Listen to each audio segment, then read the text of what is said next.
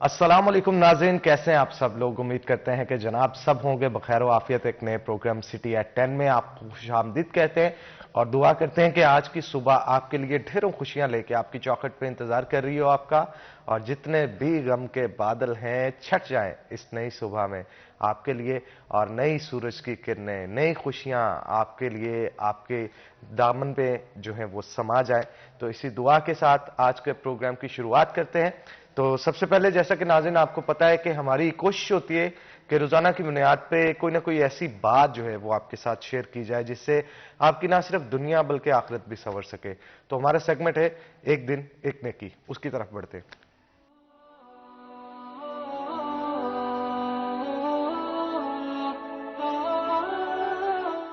नहमदुहु व नुसल्ली अला रसूलिहिल करीम, अम्मा बाद, फ़अऊज़ु बिल्लाहि मिनश शैतानिर रजीम, बिस्मिल्लाहिर रहमानिर रहीम। या अय्युहल्लज़ीना आमनू क़ू अनफुसकुम व अहलीकुम नारा, सदक़ल्लाहुल अज़ीम। आज का मेरा पैगाम वालिदैन के नाम, अपने बच्चों पर तवज्जो दें, अपने बच्चों पे तवज्जो दें। ये हमारी नस्ल मोबाइल के इस्तेमाल की वजह से तबाह हो चुकी है, तबाह हो चुकी है। पहले तो माँ बाप तवज्जो दिया करते थे अपने बच्चों पे, आज अब्बा को पता नहीं, अम्मा को पता नहीं कि हमारा बेटा रात को कितने बजे सोता है, क्या देखता है। ये हमारी आने वाली नस्ल तबाह हो रही है। माँ बाप की जिम्मेदारी सिर्फ उनको खाना खिलाना नहीं है, इनकी जिम्मेदारी जहन्नम की आग से बचाना भी इन माँ बाप की जिम्मेदारी है। मैं आपसे इल्तिमास करूँगा, सोने से पहले अपने बच्चों से मोबाइल ले लिया करो ताकि वो फजर की नमाज जमात के साथ अदा कर सकें। अल्लाह मुझे भी आपको भी तौफीक अता फरमाए। आमीन आमीन आमीन। आमीन सुम्मा आमीन। बिल्कुल आपने ठीक कहा मुफ्ती साहब। और जो सूरत हाल मौजूदा दौर के अंदर चल रही है, मोबाइल ने इस तरह से जिंदगियों को जकड़ रखा है कि यूं महसूस होता है कि अब इसके बिना जिंदगी का गुजारा। लेकिन स्टिल जैसा कि आपका कहना था कि नई जनरेशन को इससे फिलफौर दूर रखने की किसी हद तक जरूरत है, क्योंकि रात को देर से सोना, पढ़ाई में दिल ना लगना, मन ना लगना, ये वो तमाम वजूहात है जिससे उनका मुस्तकबिल जो है वो खराब हो सकता है। तो बिल्कुल आपने बजा फरमाया, इन चीजों से इन्हें दूर रखना चाहिए। तो आगे बढ़ते हैं जनाब। जैसा कि आपको पता है कि हम रोजाना की बुनियाद पर आपको वेदर से भी अपडेट रखना होता है, वेदर से भी आगाह करना होता है। तो आज का मौसम कैसा रहेगा देखते हैं टुडेज वेदर में।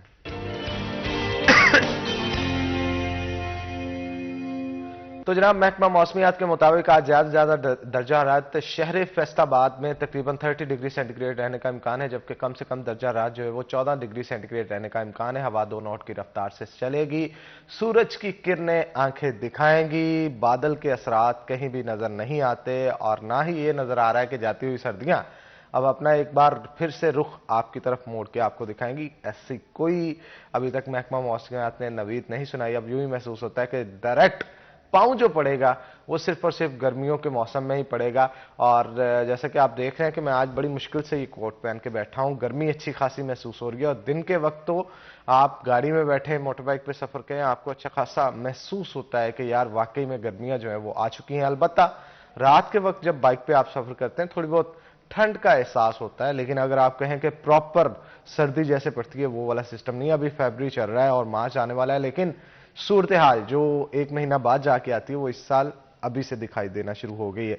तो आगे बढ़ते हैं जनाब। मौसम की सूरत हाल तो बता दी, अब शहर की सूरत हाल के हवाले से भी जानेंगे। अब शहर की सूरत हाल किस हवाले से जानेंगे वो भी मैं आपको बताता हूं कि ताजरों के मामला जो है उसके ऊपर हम आज गुफ्तगू करेंगे। कहा जा रहा है कि पावर लूम्स बंद होती जा रही हैं और इसके साथ साथ बढ़ती हुई महंगाई ने दम तोड़ना शुरू कर दिया है एक आम आदमी का, जो घर के अंदर दिहाड़ीदार बंदा, डेली वेजेस के ऊपर काम करने वाले बंदे हैं उनका। और इसके साथ साथ अब हाईकोर्ट के इलेक्शंस भी आ रहे हैं और जो वकला हजरात हैं उनकी कोशिश होती है कि वहां से जाके वोट कास्ट करने के बजाय फैसलाबाद में वोट कास्ट कर लिया जाए। इसके लिए एप्लीकेशन भी उन्होंने लिखी, लेकिन अनफॉर्चुनेटली इस दफ़ा फिर से अब उनको हाई कोर्ट में लाहौर में जाके वोट कास्ट करना पड़ेगा। ये तमाम मसाइल के हवाले से गुफ्तगू करेंगे और इस मौजू पे गुफ्तगू करने के लिए हमारे साथ बड़े ही ज़बरदस्त यंग मैन्स मौजूद हैं, हमारे सीनियर रिपोर्टर्स, तो उनसे गुफ्तगू करते हैं। पहले हमारे साथ मौजूद हैं जी हाशिर वड़ाइच, जो कि हमारे कोर्ट की बीट करते हैं और बड़े ज़बरदस्त हमारे रिपोर्टर हैं। आज काला जोड़ा पता नहीं कैसी फरमाइश से पाके आए ने, और उनके साथ साथ ये हल्के हल्के मुस्कान देख रहे हैं आप ये फजील साहब के चेहरे पे। जो फजील साहब है ना जी, ये हमारे ताजरों की बीट करते हैं और सारा दिन उनको भी हंसाते हैं, ताजरों के मसाइल भी बयान करते हैं। और इतने गुस्से में विपर दे रहे होते हैं, कोई ना कोई ऐसी बात कर देते हैं ताजरों के साथ जिससे ताजर जरा खुश हो जाते हैं। तो फजील के चेहरे पे जी जो मुस्कुराहट है ना, इससे आप अंदाजा लगा सकते हैं हमारे बड़े जबरदस्त और अच्छे रिपोर्टर हैं। गमों को बयान करते हैं लेकिन बाद में खुशियां भी लेके आते हैं। तो वेलकम टू द शो यार, आप दोनों का बहुत शुक्रिया आज के शो के अंदर आप आए, और उम्मीद करते हैं कि आप चार चांद हमेशा की तरह आज के शो के अंदर भी लगाएंगे, चाहे मसाइल को बयान करके लगाए लेकिन लगाएंगे जरूर।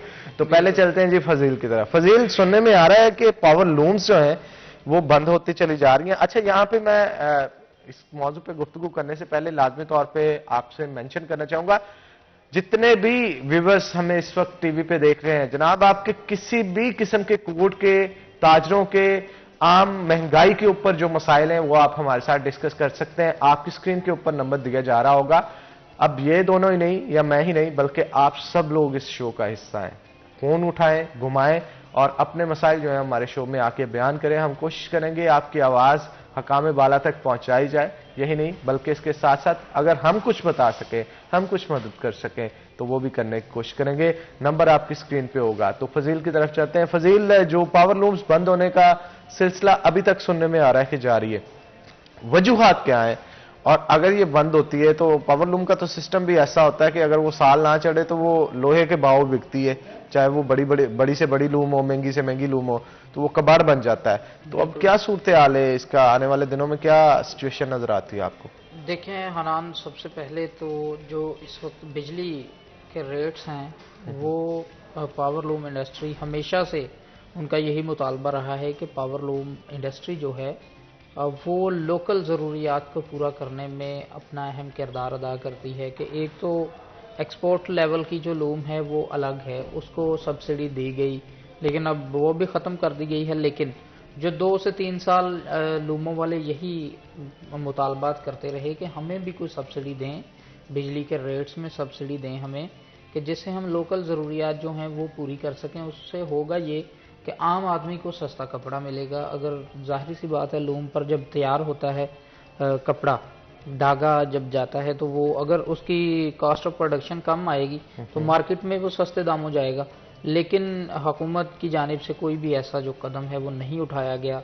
मुतालबात जो हैं वो सिर्फ़ और सिर्फ उनकी ज़ुबानों तक रहे, आला हुकाम ने सुने और एक कान से सुन के दूसरे कान से निकाल दिए। और वो ये भी साथ साथ बाबर करवाते रहे पावर लूम मालकान कि अगर इसी तरह सूरत हाल रही तो ये इंडस्ट्री बंद हो जाएगी। और इस इंडस्ट्री का बंद होने का हनान जो मतलब है वो ये है कि आपके 4 से 5 लाख खानदान बेरोजगार होंगे। कहाँ जाएंगे वो? कहाँ जाएंगे? गलियों में फिरेंगे, डकैती करेंगे, चोरी करेंगे और क्या करेंगे? लॉ एंड ऑर्डर की सूरत हाल तो अभी आप देख लें क्या है। आपके शहर फैसलाबाद के अंदर रोजाना की बुनियाद पर 150 से 160 चोरी डकैती की वारदातें रिपोर्ट हो रही हैं। और लेकिन इसके ठीक अलावा आपने जब से नए सीपीओ साहब आए ना तो बड़ा मामला तब्दील होते नजर आ रहे हैं। इवन जो करप्ट पुलिस के नौजवान एहलकार थे वो भी जरा अब दुरुस्त सिमत जाते हुए दिखाई दे रहे हैं। क्या कहेंगे आप? देखें हनान, पुलिस अब बेशक नए सीपीओ जो आए हैं वो उनके आने के बाद बेहतरी आई होगी, लेकिन आप सिर्फ इस चीज़ को देखें कि अगर किसी के खाने में घर में खाने के लिए कुछ नहीं होगा, उसकी जेब में कुछ नहीं होगा, वो क्या करेगा? वो छीनेगा। फिर वो आपसे छीनेगा, मुझसे छीनेगा, किसी और से छीनेगा। मतलब उसने अपना पेट तो भरना है।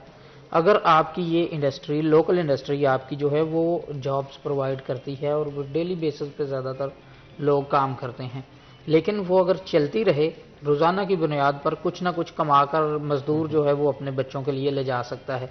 और इस वक्त जो सूरत हाल है, कुछ फैक्ट्रियां जो हैं वो चल रही हैं पावर लूम की, लेकिन वो भी अनकरीब बड़ी फर्म्स चलती हैं फजील साहब, जिसने 2, 4, 10 दूमें लगाई हैं उसका तो कोई वो तो 1 साल पहले का खत्म हो चुका है। 2, 4, 10, 50, 100 लूम वाला वो तो खत्म हो गया, वो बर्दाश्त ही नहीं कर सकता बोझ। जिसको 65 रुपये फी यूनिट में बिजली मिले, आपने फिर सस्ती की 50 रुपये फी यूनिट की, तो मुझे आपको नहीं लगता ज्यादातर ये वही यूनिट्स वाले हैं जिनकी डांगे भी अपनी है, सारा सिस्टम अपना है, तो वो चेन सर्कल चलाने के लिए सब कुछ कर रहे हैं। लेकिन पहले अल्टीमेटली जो होता था ना कि किसी के पास अगर पावर लूम्स है तो वो खुद से कपड़ा बना के आगे जाके सेल आउट कर लेता था, फिर डैंग वाला प्रोसेसिंग वाला ले जाता था।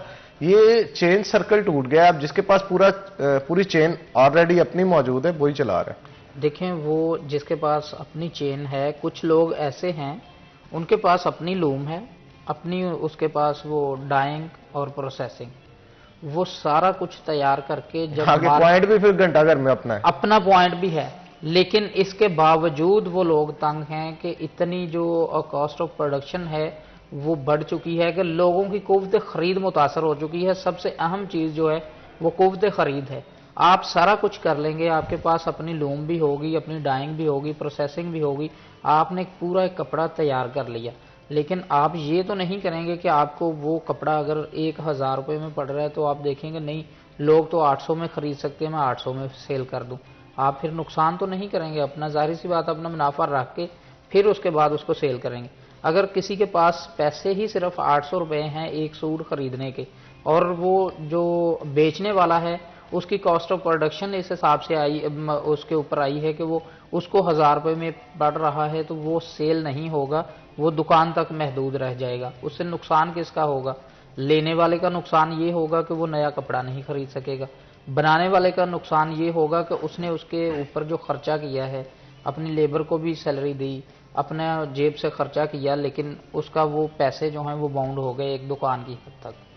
और उससे फिर गवर्नमेंट का नुकसान ये हुआ कि वो टैक्स पेयर था, जब उसकी कोई इनकम नहीं होगी तो गवर्नमेंट को भी कोई टैक्स नहीं जाएगा। बिल्कुल ठीक कहा आपने। और जो सूरत चल रही है मेरा ख्याल इसमें कपड़े को स्टॉक करना भी बहुत मुश्किल हो चुका है। बिल्कुल, कब कहाँ पे किस वक्त क्या रेट होता है कोई पता नहीं होता। कुछ पता स्टॉकी जो होते हैं वो ज्यादातर सूतर मंडी में तो कामयाब रहते हैं, लेकिन जब प्रिंट होकर कपड़ा आ जाता है तब मामला और होते हैं। अब देखें, एप्टपमा की जानिब से एक नोटिफिकेशन 15 दिन पहले जारी किया गया, 18 से 20% उन्होंने मुआवजा जो है वो बढ़ाया कपड़े का, लेकिन अभी 3 या 4 दिन पहले दोबारा नोटिफिकेशन आया है कि 18% हम फिर बढ़ा रहे हैं मुआवजा, और ये सिर्फ वक्ती है। इसके बाद कोई भी आपका माल आएगा जो जिसका दिल करेगा वो उस हिसाब से वसूल करेगा। बिल्कुल ठीक कहा आपने। और ये मसला तो फजील साहब ये है ना कि गवर्नमेंट इसका रेट नहीं तय करती, रेट तो तय करते हैं कारखाना बाजार वाले जनाब, एशिया की सबसे बड़ी सूतर मंडी वाले। देखें, वो भी तय करते हैं, लेकिन जब आप एक 15 दिन के बाद पेट्रोल महंगा कर दें, गैस की कीमत बढ़ा दें, बिजली की कीमत बढ़ा दें, तो वो फिर वो एक जो चेन होती है वो टूट जाती है। वो किसी को कुछ नहीं पता कि कितनी बिजली महंगी होगी, कितना पेट्रोल महंगा होगा, गैस कितनी महंगी होगी। वो जब जो चीज़ महंगी होती है वो फिर उस हिसाब से रेट्स बढ़ा देते हैं। बिल्कुल ठीक कहा आपने। पेट्रोल तो तोबा तोबा बहुत महंगा हो चुका है हाशिर साहब। बिल्कुल समझते हैं आप इस चीज को? आप समझे ना समझे, वकला जरूर समझते हैं जिन्होंने वोट कास्ट करने जाना है। जरा बताएं उनके बारे में। अच्छा, वो आज तो इलेक्शन हो रहे हैं लाहौर हाई कोर्ट बार के हवाले से, और हमारा फैसलाबाद का हमेशा से ये मुतालबा रहा है कि यार हमें हाई कोर्ट का जो बेंच है वो दे दो। तो लेकिन इस दफ़ा ये हुआ कि गुज़िश्ता दिनों जो है वो बार की जो मौजूदा इंतज़ामिया है उसकी जानिब से जो है वो लाहौर हाई कोर्ट बार के इलेक्शन के हवाले से जो इलेक्शन बोर्ड है उसको एक लेटर लिखा गया, और उसमें तमाम जो पूरी फैसलाबाद डिवीजन थी वो सारी मुतफिक थी। जिसके जो लेटर था उसके नीचे सिग्नेचर थे, चाहे वो चनियोट के थे member Punjab bar council, Toba के थे या जंग के थे, सारे इस बात पे मुतफिक हो गए क्योंकि फैसलाबाद जो डिवीजन है उसका तकरीबन 6000 से ज़ायद वोट है जो कि आज के दिन जो है वो वोट कास्ट करने के लिए लाहौर जाएंगे। तो उन्होंने इस्तदा की थी लाहौर हाई कोर्ट के इलेक्शन बोर्ड से कि हमारा जो है ना फैसलाबाद का वो इलेक्शन, क्योंकि फैसलाबाद जो है वो डिवीजनल हेडक्वार्टर है, तो हमारा इलेक्शन जो है वो यहीं पे करवा दें, क्योंकि उसके बहुत ज़्यादा फ़ायदे जो होंगे। इससे एक तो कैंडिडेट्स को फ़ायदा होगा, दूसरा ये होगा कि हनान भाई जो हमारी वोटिंग है वो ज़्यादा से ज़्यादा होगी, क्योंकि अब 6000 वकला हैं तकरीबन बन रहे हैं, 6000 से ज़्यादा बनते हैं 6300 के लगभग पूरी डिवीजन के अंदर। और अब आप खुद भी जानते हैं, जिस तरह अभी फजील भाई पेट्रोल की बात कर रहे थे, आपने भी बात की, तो पेट्रोल जितना महंगा हुआ है, कोई बंदा भी आपको पता है कि स्पेशल एक वोट कास्ट करने के लिए जंग से या टोबा से या फैसलाबाद से चनियोट से वो वोट कास्ट करने के लिए नहीं जाएगा। एक तो इस तरह जो कास्टिंग की जो रेशियो है वो कम होगी। दूसरा इशू ये होता है कि जब यहाँ से लोगों को लेकर स्पेशल लाहौर जाना पड़ता है फैसलाबाद से। आज भी जिस तरह मैं सुबह अदालतों से होकर आया हूँ, तो 10-15 जो बड़ी गाड़ियां बसेस थी वो वहां पर खड़ी थी। अब उसके जो पैसे हैं वो किसी ना किसी कैंडिडेट ने दिए हैं, चाहे वो वहां के सदर के कैंडिडेट ने दिए हैं या बाहर सेक्रेटरी के फंड कैंडिडेट से ने भी दिए। जा सकते हैं? नहीं, बाहर के फंड से इस वजह से नहीं जाते क्योंकि यहाँ हमारे यहाँ पर ज्यादातर होता ही है कि जो कैंडिडेट होता है उसको पता, क्योंकि इस इलेक्शन से बाहर को कोई सरदर्द नहीं है। फॉर एग्जाम्पल आप जिस तरह हमारी बाहर की जो मौजूदा इंतजामिया है वो सदर है या सेक्रेटरी है, जो कैंडिडेट होगा उन्होंने अपने अपने वोटों के लिए भेजी होगी फिर तो वो अपनी लाहौर हाई कोर्ट बार का फंड उसको हम कह सकते हैं, क्योंकि उसमें जाहिर सी बात है फायदा तो बस चलता है ना, चलता है। तो लेकिन यह है कि यहाँ की हमारी जो बार होती है उसको सरोकार नहीं होता कि वहां पे कौन आए, सिर्फ वो ये होता है, हमें तो यही लालच होता है कि यार जो भी आए वो आए कम से कम, क्योंकि हमारे यहाँ पे जितने भी वुकला से, अभी मेरे इस हवाले से सीनियर वुकला से भी बात हुई तो वो हमेशा एक बात कहते हैं कि लाहौर के जो वुकला हजरात हैं वो यहाँ पर हाई कोर्ट का बेंच जो है वो बनने नहीं दे रहे। तो इस हवाले से जो एक सदर के कैंडिडेट थे पिछले दिनों यहाँ पर अपनी कैंपेन के सिलसिले में भी आए, तो फैसलाबाद की बार जो है वो नजर तो जाहिर तौर पर यही आ रहा है कि सारे जो है वो उन्हें ही वोट देंगे। तो एक जो मुतालबा उनसे किया जा रहा था वो एक ये भी किया जा रहा था कि आप जो है हम आपको सारे जिस तरह वोट दे रहे हैं, तो हमारा मुतालबा यही है कि आप जब बाहर के सदर अगर मुंतखब होते हैं, अल्लाह पाक आपको इज्जत देता है, तो फैसलाबाद के अंदर जो है वो लाहौर हाई कोर्ट का जो बेंच है वो फैसलाबाद के अंदर बनाया जाए। उसके वुकला को भी फायदे होंगे, बाद फिर दोबारा इलेक्शन की तरफ लेके आ जाए तो जो कैंडिडेट है उसने कम से कम भी मेरे ख्याल में 35 से 40 हज़ार रुपया किसी एक बस वाले को दिया होगा। फिर जाएंगे, फिर यहाँ से वुकला हजरात जाएंगे, वहां पर उनके खाने का बंदोबस्त भी होगा, सारे इंतजाम भी होंगे। तो कैंडिडेट पे जो खर्चा है वो भी कैंडिडेट को भी पड़ता है और उसके साथ साथ जो कास्टिंग है वो भी कम होती है, क्योंकि वुकला की बड़ी कम तादाद जो है वो यहाँ से जाती है वोट कास्ट करने। तो अगर फैसलाबाद के अंदर बनेगा तो हम यही उम्मीद कर सकते हैं कि अगर 50% भी वोट जो है वो कास्ट हो जाए तो बहुत बड़ी बात है। जिस तरह पाकिस्तान की सियासत की बात की जाए तो मेरे ख्याल में 50% जब रेशो रहती है, टर्न आउट रहता है, तो वो हम उसको बेहतरीन कहते हैं। तो इसका भी इम्कान यही था कि अगर फैसलाबाद के अंदर वोट होंगे तो ज्यादा से ज्यादा जो वुकला हैं वो वोट कास्ट करेंगे। इसके साथ साथ फैसलाबाद की जो अहमियत है वो इससे उजागर होगी, क्योंकि जब लाहौर में बैठे बंदे को पता होगा ना कि फैसलाबाद से 6000 वोट है फैसलाबाद का और 3500 या 4000 जो है वो वहां पर कास्टिंग है, तो वो खुद फैसलाबाद में चल कर आएगा और फैसलाबादी से पूछेगा कि भैया आपके मसाइल क्या हैं। और जब कोई भी बार का सदर बनता है लाहौर हाई कोर्ट बार का, तो उसका कम से कम इतना इख्तियार तो उसके पास होगा कि वो लाहौर फैसलाबाद के अंदर हाई कोर्ट बेंच के क्याम के लिए जो है वो आवाज उठा सके। लेकिन अफसोस के साथ कहना पड़ता है कि नहीं हुआ। फैसलाबाद कैसे उठाएंगे, लाहौर से वोट नहीं लेने उन्होंने? नहीं, कम से कम लालच में तो आ सकते हैं ना। हमारे भी तो 6000 फैसलाबाद डिवीजन के वोट हैं। अगर हम किसी को 6000 वोट किसी, अच्छा लाहौर में कितने हैं वैसे? लाहौर में मेरे ख्याल में डबल है, इससे 10,000 से ज्यादा बनते हैं सिर्फ लाहौर के अंदर। जब कैंडिडेट मुंतखब होता है अंदाजन कितना वोट लेके? ये उसमें बेसिकली होता है कास्ट के हवाले से। अब बेसिकली यहाँ पर भी ग्रुपिंग होती है, जो जीता है, अब जिस तरह 12,000 वोट है तो ज्यादा से ज्यादा उसमें 7 से 8,000 जो है वो कास्ट होगा। तो अब उसमें अब भी मेरे ख्याल में 2 कैंडिडेट्स हैं, तो कैंडिडेट्स पे भी होता है कि आया वो कितने मार्जिन से कोई कैंडिडेट जो है वो जीता है। क्योंकि अगर पिछले 1-2 इलेक्शंस की मिसाल उठाएं तो लाहौर जो डिस्ट्रिक्ट बार है लाहौर की, उसमें भी अभी तक जो इलेक्शन के हवाले से लड़ाई झगड़ा चल रहा था, क्योंकि बहुत कम मार्जिन रह जाता है जिससे जो कैंडिडेट्स हैं वो जीतते हैं, दूसरा कैंडिडेट जीता है, चंद 100 जो वोट हैं उनका इशू बन जाता है, उनसे जीता है, तो जिसकी वजह से मिसाइल का जो सामना है वो करना पड़ता है। लेकिन ये बात दोबारा वही करे, अगर फैसलाबाद डिवीजन के 6000 वोट हैं, अगर 5000 वोट किसी एक कैंडिडेट के पलड़े में आप अगर डाल दें उसके साथ, तो उम्मीद तो ये की जा सकती है कि कम से कम आपकी कोई आवाज तो उठा सकता है। लेकिन हमारे यहाँ पे ये होता है, हमारी यहाँ पे कास्टिंग ही होती है, यहाँ से 1-2 वुकला हैं वो कम तादाद में वहां पर जाते हैं और जाते वही हैं, फिर स्पेशल जिनको जो कैंडिडेट जो है उनका राब्ता नंबर उनके पास होता है, वो स्पेशल उसको कॉल करता है, वो यारी दोस्ती का चक्कर आप उसे कह सकते हैं, या बरादरीज़म में जाते हैं, स्पेशल वोट कास्ट करने जाते हैं। तो उनके वोटों की इतनी ज्यादा जो अहमियत है वो बनती नहीं, क्योंकि जब वहां पर मौजूद कैंडिडेट जब जीतेगा उसे पता होगा कि फैसलाबाद के जो वोट मुझे पड़े हैं या फैसलाबादी जो जितने वोट हैं फैसलाबाद के या फैसलाबाद डिवीजन के, तो उनका यहाँ पर जीतने हारने पर कोई असर नहीं होता। तो फिर वो कैसे हमारी आवाज उठा सकते हैं? जब हम कुछ लो और कुछ दो की पॉलिसी हम चलाएंगे, वहां पर जो कैंडिडेट होगा उसको हम कहेंगे कि फैसलाबाद डिवीजन के 6000 वोट हैं, 3 से 4000 वोट जो है वो आपको पढ़ सकते हैं, आप हमारे लिए आवाज उठाएं। तो अगर इस पॉलिसी पर अगर हम अमल दरामद करने की कोशिश करते हैं, लेकिन उसका फायदा तब भी होगा जब वोट जो है वो हाई कोर्ट बेंच के हाई कोर्ट जो लाहौर हाई कोर्ट है उसके लिए जब बाहर के इलेक्शन होंगे तो कास्टिंग जो है उनकी वो फैसलाबाद में होगी, पोलिंग का बंदोबस्त। क्योंकि इससे एक तो यहाँ पर जो वुकला है तमाम वुकला अपना इनका ऑनलाइन वोट क्यों नहीं कास्ट होता? ऑनलाइन वोट ऑनलाइन इसमें इस इशू ये होता है कि मैं फैसलाबाद की अगर आपको बात बताऊं तो इस दफा फैसलाबाद में बायोमेट्रिक हुआ था इलेक्शन दूसरे साल में, तो बायोमेट्रिक के हवाले से हम समझते हैं, हमारा एक नजरिया है कि इसमें कोई इशू नहीं होता।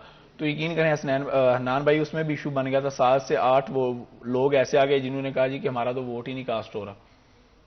तो बताने का मकसद यह है कि जब बायोमेट्रिक सिस्टम यहाँ पर जब पूरा सेटअप लगा हुआ है, पूरा इलेक्शन बोर्ड बना हुआ है, सारे मेम्बरान जो हैं उधर मौजूद हैं, तो उस दौरान ये इशू बन सकता है। तो जब ऑनलाइन अगर होगा तो वो कैंडिडेट तो लाहौर बैठा है, वो फिर मसाइल उठा सकता है या आवाज़ उठा सकता है, वो कह सकता है किसी भी तरीके से मुझे धांधली के जरिए, क्योंकि आसान सा जरिया हैकिंग हो जाती है, धांधली के जरिए जी मुझे हरा दिया गया, तो उसमें उसका जो उसके हदशात होंगे हम उनको किसी हद तक दुरुस्त भी मानेंगे, क्योंकि यहाँ पर ना तो इलेक्शन बोर्ड बैठा होगा, ना यहाँ पर कोई कैंडिडेट बैठा होगा, यहाँ पर वो मिनी इंतजामिया जो उन्होंने बनाई होगी, इलेक्शन बोर्ड ने अपने जो हवाले से मुकर्रर किए होंगे अपने नुमाइंदे यहाँ पर, तो वो बैठे होंगे सिर्फ, तो इस वजह से भी एक मसाइले का सामना करना पड़ता है। लेकिन अगर पोलिंग बैलेट पेपर के जरिए इलेक्शन हो यहाँ पर हो जाए तो उसका ये होगा कि अगर किसी को इशू बना है तो कोई मसला नहीं, जो बैलेट पेपर हैं वो यहाँ से उठाकर लाहौर ले जाएंगे, वहाँ पर जो इलेक्शन बोर्ड बैठा है वो फैसला कर देगा किसी भी हवाले से।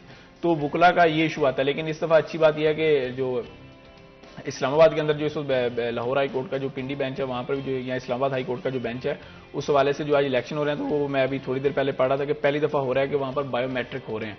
तो अब देखते हैं कि अगर तो वो तजर्बा कामयाब हो जाता है हाई कोर्ट के अंदर बायोमेट्रिक इलेक्शन के हवाले से, तो फिर उम्मीद की जा सकती है कि आने वाले दिनों में यहाँ पर भी जितने भी इलेक्शन होंगे वो बायोमेट्रिक सिस्टम के जरिए होंगे। लेकिन इसमें हदशात जो हैं वो वुकला के सामने आते हैं, लेकिन उससे कम ही आते हैं जितने बैलेट पेपर में हमें सामने इस वक्त नजर आते हैं। बिल्कुल ठीक कहा आपने। तो नाज़रीन यहाँ पे हम लेंगे एक छोटा सा ब्रेक, आपने कहीं नहीं जाना, हमारे साथ बने रहें।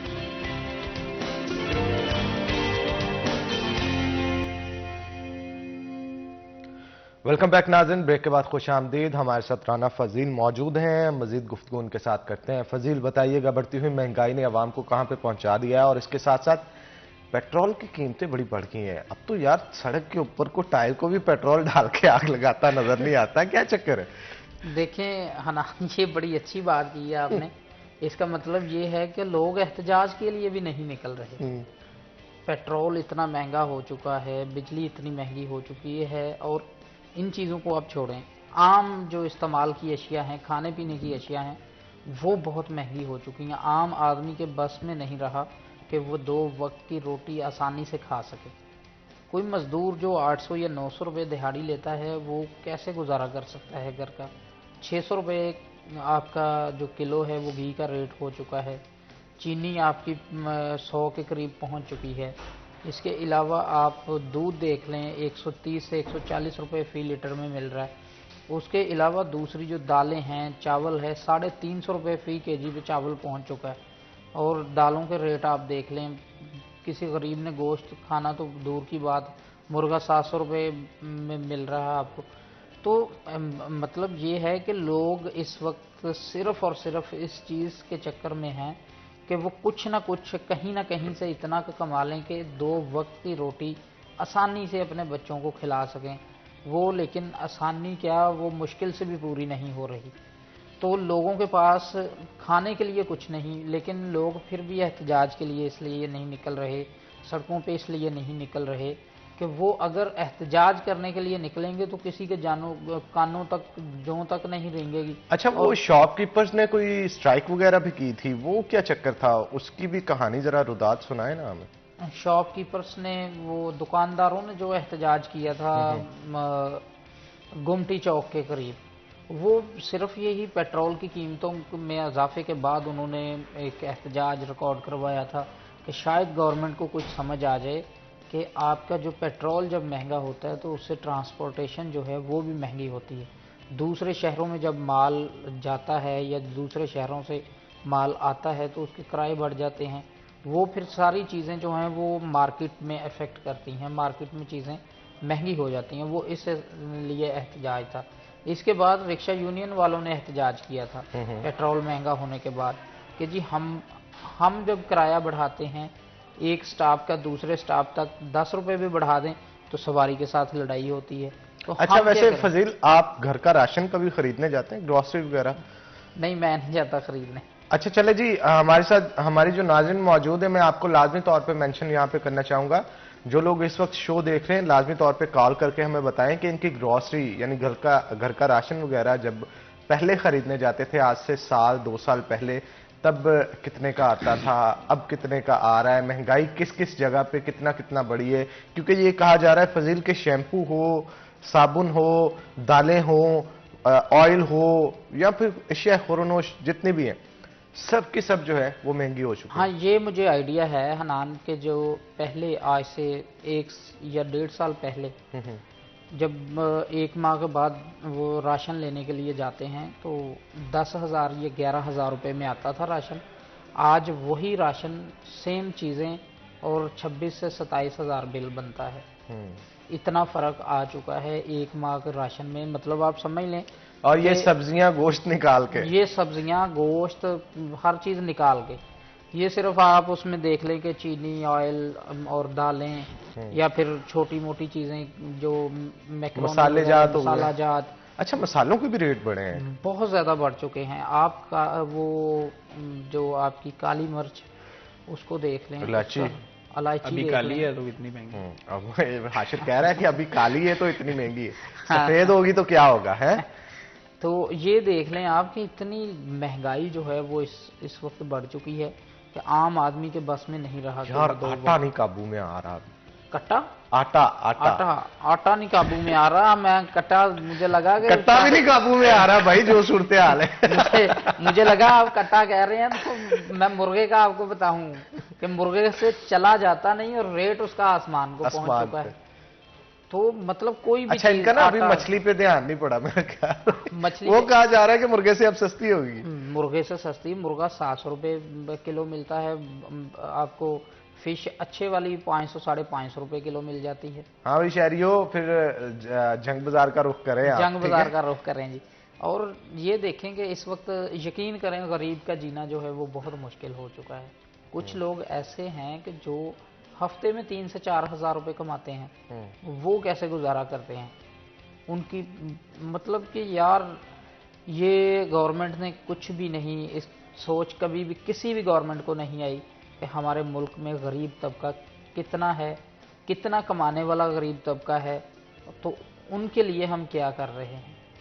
यहाँ पर लड़ाइयाँ लड़ी जा रही हैं फजील साहब, सिर्फ सियासत की लड़ाइयाँ लड़ी जाती हैं और कुर्सी की लड़ाइयाँ लड़ी जाती हैं, उसके अलावा और कुछ भी नहीं। ये जो इलेक्शन से पहले नारे लगते हैं कि हम आवाम के लिए आएंगे, हम आवाम को ये देंगे, ये रिलीफ दिया जाएगा, वो सिर्फ और सिर्फ वो जलसे और वो कंटेनर्स की हद तक बातें रह जाती हैं। उसके बाद अच्छा, वैसे इस चीज में अब कहना पड़ेगा सियासतदान बड़े पक्के हो गए हैं, बड़े पक्के चेहरे के साथ कहते हैं कि ये कर देंगे वो कर देंगे, होता कुछ नहीं है। देखें और अवाम भी अब यहाँ तो कहना हमें पता नहीं, सबको पता होता है क्या हो रहा है, इसके बावजूद भी पता नहीं अब क्या सिस्टम चल रहा है यार। देखें हनान, सियासतदान पक्का क्यों नहीं होगा, हम करने वाले हैं। आपके मुल्क के अंदर सियासतदान सियासी खानदान हैं, वो सिर्फ वही हैं, वो उनकी परवरिश ही सियासत में होती है। वो उन बाप बूढ़ा होता है तो बेटा आ जाता है, बेटा बूढ़ा हो जाता है तो उसका बेटा आ जाता है। तो हम लोग ही उनको पक्के कर चुके हैं कि सिर्फ आप ही हैं, हम नए लोगों को आने नहीं देते। पढ़े लिखे नौजवान अगर सियासत के अंदर आएँ तो आप देखें कि आपका जो जब मुल्क बना था, पाकिस्तान बना था, तो वो भी पढ़े लिखे नौजवान जब आए थे मैदान में, तो फिर आपका मुल्क जो है वो एक अलग रियासत के तौर पर दुनिया के नक्शे पे कायम हुआ था। उसमें इलामा इकबाल हों या फिर कायद-ए-आज़म मोहम्मद अली जिन्ना हों या आपके सर सैयद अहमद खान। वैसे आप ठीक कह रहे हैं फजील, थोड़ा सा इमेजिन किया है कभी कि हमारे, मैं सबका तो नहीं कहूँगा, लेकिन कुछ एक सियासतदान ऐसे हैं जब वो इक़्तिदार में आते हैं, कायद के मज़ार पे हाजिरी देने जाते होंगे तो कायद क्या सोचते होंगे वहाँ?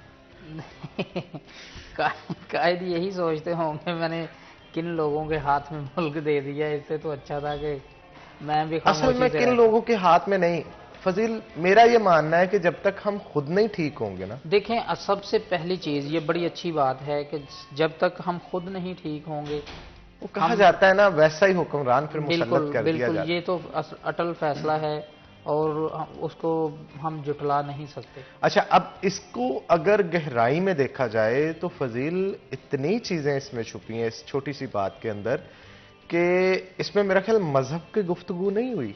इसमें यह नहीं कहा गया कि मुसलमान ऐसा करेंगे तो ऐसा होगा या अब देखें, अगर बाहर के लोग अपने माशरे के साथ, एक दूसरे के इंसानी हकूक के साथ वो बड़े आप कह लें कि मुखलिस हैं, और इसी वजह से उनके मुखलिस होने की वजह से उनके ऊपर हुक्मरान भी वैसा मुसल्लत होता है, उनको अपनी कौम की खुद फिक्र होती है, इसलिए हुक्मरान भी ऐसा आता है जिनको उनकी फिक्र हो। अब यहाँ पे हर एक की कोशिश होती है कि दूसरे को काट के ऊपर आया जाए, ना कि बाजू दे के उसको भी साथ में ऊपर लेके जाया जाए। ये जो कल्चर है ना, इसे खत्म करने की हमें जरूरत है।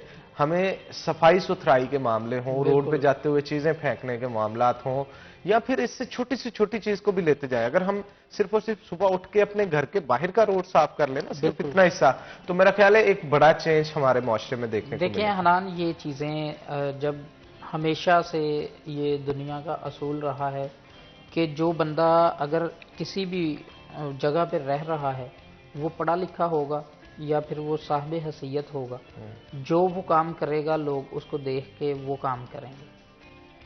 अगर ये बड़ा इफ़ेक्ट पड़ता है, लोग अगर किसी के पास बड़ा बंगला है, गाड़ी है, वो थोड़ा अयाश होगा ना, तो उसके आसपास रहने वाले अगर मिडिल क्लास लोग होंगे तो वो भी कोशिश करेंगे कि हम भी इसकी तरह ज़िंदगी गुजारें। अच्छा, एक चीज पे मेरा बड़ा दिल दुखा और मैं आप दोनों से इस मामले पे ना बारी बारी व्यू दूंगा। हमारे यहाँ सोशल मीडिया पे मुझे चंद दिनों से ना एक चीज देखने को मिल रही है नाज़रीन। वो चीज पता क्या है कि इन्फ्लेशन रेट जैसे ही बढ़ा, बहुत सारी चीजों पे टैक्सेस लग गए। अब ना तो दालों के ऊपर, ना ऑयल के ऊपर, ना किसी और चीज के ऊपर इतना शोर मचा जितना सिगरेट के महंगे होने पे शोर जो है वो मचा। कहा जा रहा है कि ये एक डिब्बी इतने की होगी, एक सिगरेट इतने का हो गया। तो जरा फजील साहब इस पे जरा रोशनी डालें ना, ये मुनासिब चीज है? कोई इतनी चीजों के ऊपर डिस्कस करने की बजाय हम सिगरेट पे डिस्कस कर रहे हैं। मैं जरा तफसील से बात करना चाहूंगा इस पे, लेकिन एक छोटी सी ब्रेक के बाद। तो नाज़रीन, यहाँ पे हम लेंगे छोटा सा ब्रेक। ब्रेक के बाद दोबारा हाजिर होते हैं। कहीं नहीं जाना आपने, हमारे साथ रहना है।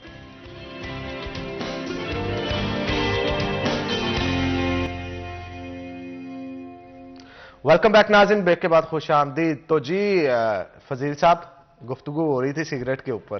तो सिगरेट बड़ी महंगी कर दी है। सोशल मीडिया पे जितनी तनकीद इस चीज के ऊपर देखने को मिल रही है, बाकी इतनी एशिया खुरनोश है उनके ऊपर देखने को नहीं मिल रही। ऐसा क्यों है? स्मोकर्स बहुत बढ़ गए हमारे माशरे में। देखें हनान, स्मोकर्स बढ़ गए हैं और छोटी उम्र के लोग बहुत ज़्यादा सिगरेट पीते हैं। हाँ, देख रहा हूं मैं। पाबंदी होने के बावजूद छोटे बच्चे, लेकिन ये है गलत फजील साहब, इस चीज को इंडोर्स करना पड़ेगा गलत आपको। चीज है, हमारा माशरा गलत तरफ जा रहा है। ये बहुत लेट फैसला किया है गवर्नमेंट ने इतने टैक्स लगाने का सिगरेट पे। इन चीजों पे टैक्सेस ज्यादा होने चाहिए, अभी भी मजीद बढ़ा दें इसे, मजीद बढ़ा दें, क्योंकि ये अब बहुत सारे लोग मैंने देखे हैं जो महंगी सिगरेट पीते थे, अच्छे ब्रांड की सिगरेट पीते थे, वो उन्होंने छोड़ दी।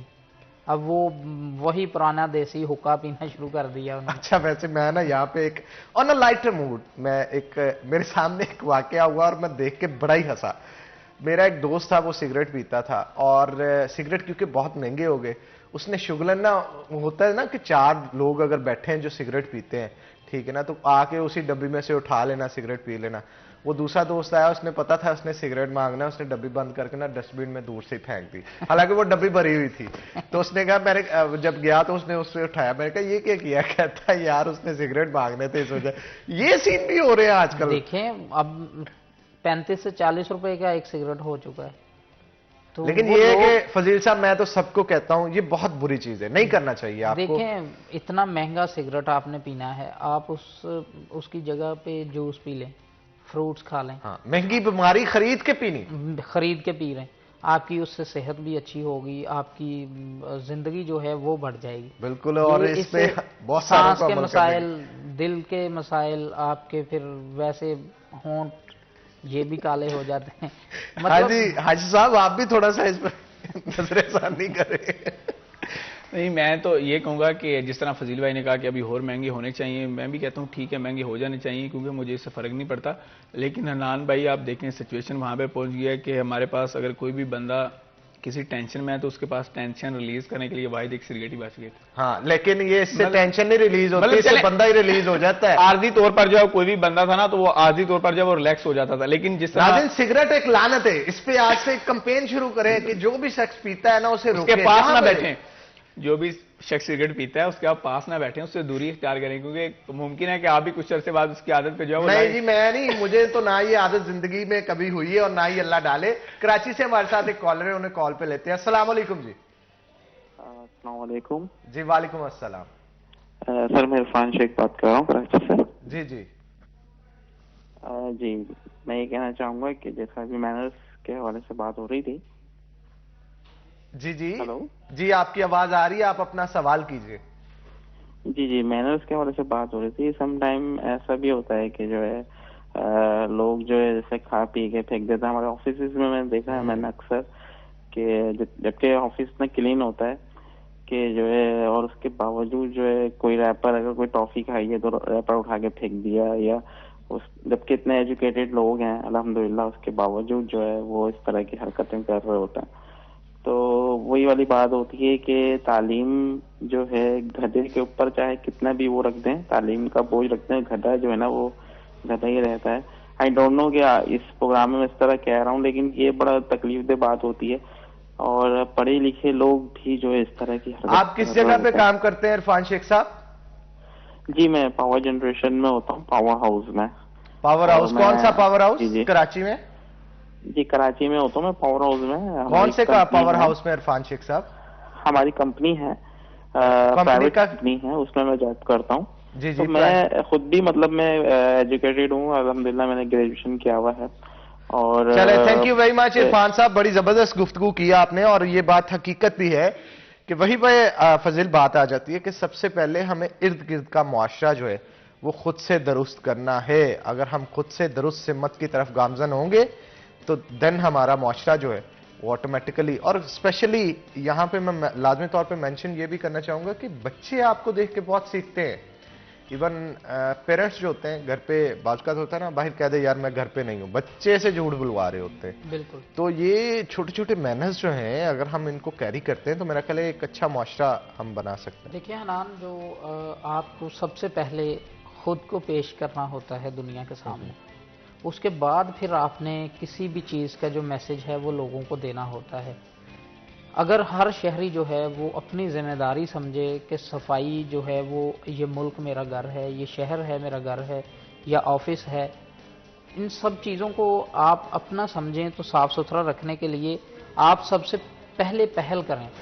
अपना आप दिखाएं कि मैं ये कर रहा हूँ, दूसरों को भी करना चाहिए।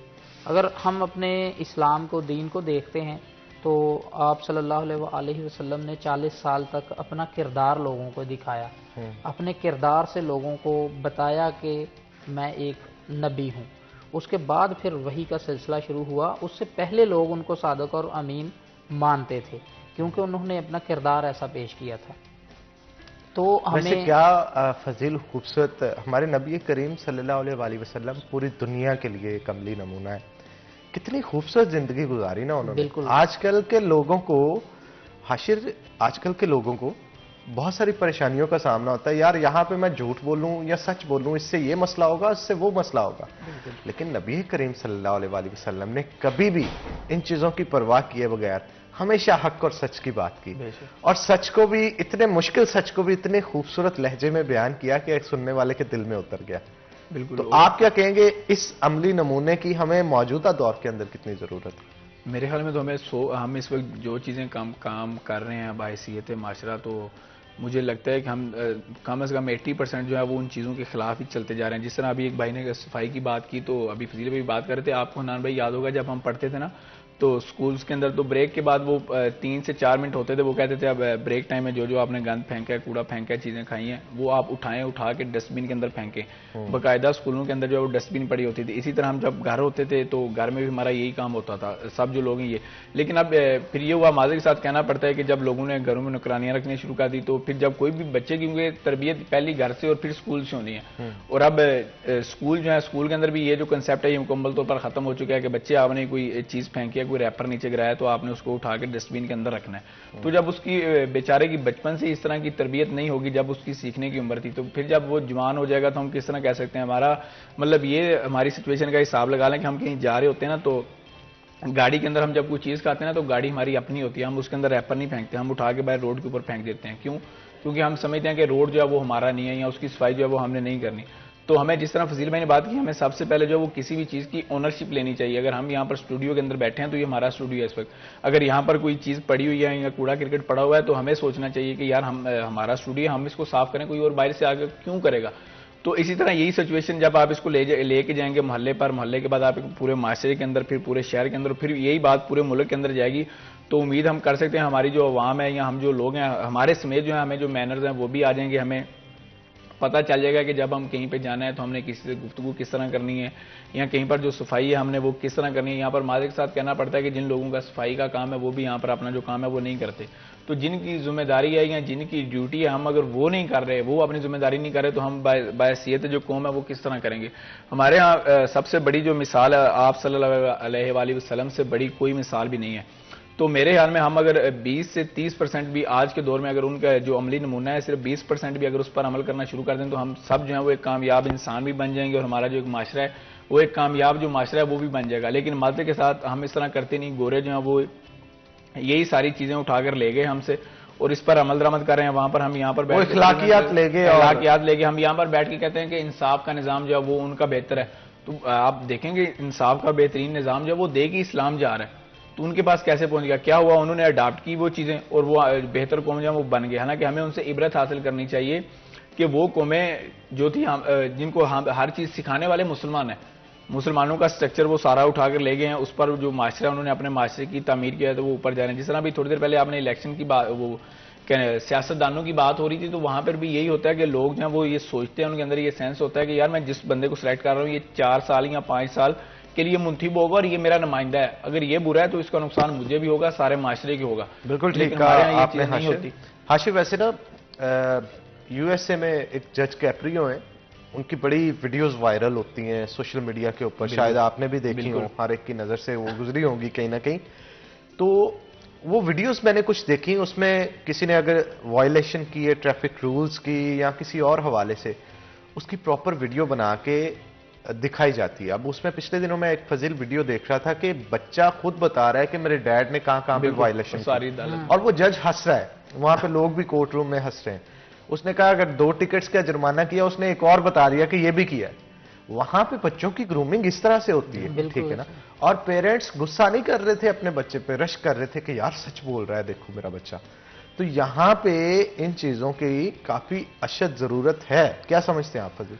बिल्कुल हनान, देखें वो इस चीज़ से खुश हो रहे थे कि हमारा बच्चा सच बोल रहा है, और यहाँ पे हालात ये हैं कि अगर बाहर दरवाजे पर कोई बंदा आ जाए, आपने उसको मिलना नहीं तो आप बच्चे को भेज देते हैं कि आप उसको जाके कहते हैं मैं वो घर नहीं है। तो इसका मतलब ये होगा कि आपने उसकी वो जो शुरुआत उसको झूठ जो है वो घर से सिखाना शुरू कर दिया है। आप खुद जब उसको कह रहे हैं कि दरवाजे पर जाकर आप झूठ बोलें, तो वो बच्चा क्या सोचेगा, वो आइंदा के लिए क्या उस चीज़ पर अमल नहीं करेगा कि अगर कोई काम मुझे किसी ने कहा है या मैंने किसी का काम नहीं करना तो मैंने झूठ बोलना है। इसका मतलब ये है कि उसने ये भी सोच लिया कि मैंने अपने फ़ायदे के लिए भी झूठ बोल देना है। तो आप अपने बच्चों की जो परवरिश है वही झूठ की बुनियाद जो है उसको मजबूत करके फिर कर रहे हैं, तो आपके माशरे में सच जो है वो उस तरीके से फिर नहीं आ सकता। सिगरेट के हवाले से भी जरा अच्छा सा मैसेज दें, पब्लिक को पता चले कि ये एक लानत है, इससे दूर रहना चाहिए। देखिए सिगरेट कोई अच्छी चीज़ नहीं है और इससे बचना चाहिए। और हमारी जो नई नस्ल है ख़ास तौर पर, जो छोटे बच्चे, माँ बाप को चाहिए उन पर ध्यान रखें, ये इन चीज़ों से उनको बचाएं, क्योंकि जब छोटी उम्र में बच्चे इन चीज़ों की तरफ जाएंगे। कान के नीचे 2 लगाएं, उन्हें प्यार से समझाएं पहले तो। देखें ठीक है ना, आजकल के बच्चे प्यार से समझने वाले नहीं हैं, लेकिन फिर भी अगर शफकत का हाथ फेरा जाए तो बड़े मामला बेहतर हो सकते हैं। आपसे भी मैंने लेना था एक मैसेज, लेकिन वक्त जो है वो कम रह गया। तो थैंक यू वेरी मच आप दोनों का शो में आने के लिए, बड़ा मजा आया जनाब आज से आपसे गुफ्तगू करके आज। तो thank you very much once again. तो नाज़रीन छोटा सा ब्रेक एज यूजुअल, और ब्रेक के बाद दोबारा हाजिर होते हैं। कहीं नहीं जाना आपने, हमारे साथ रहना है।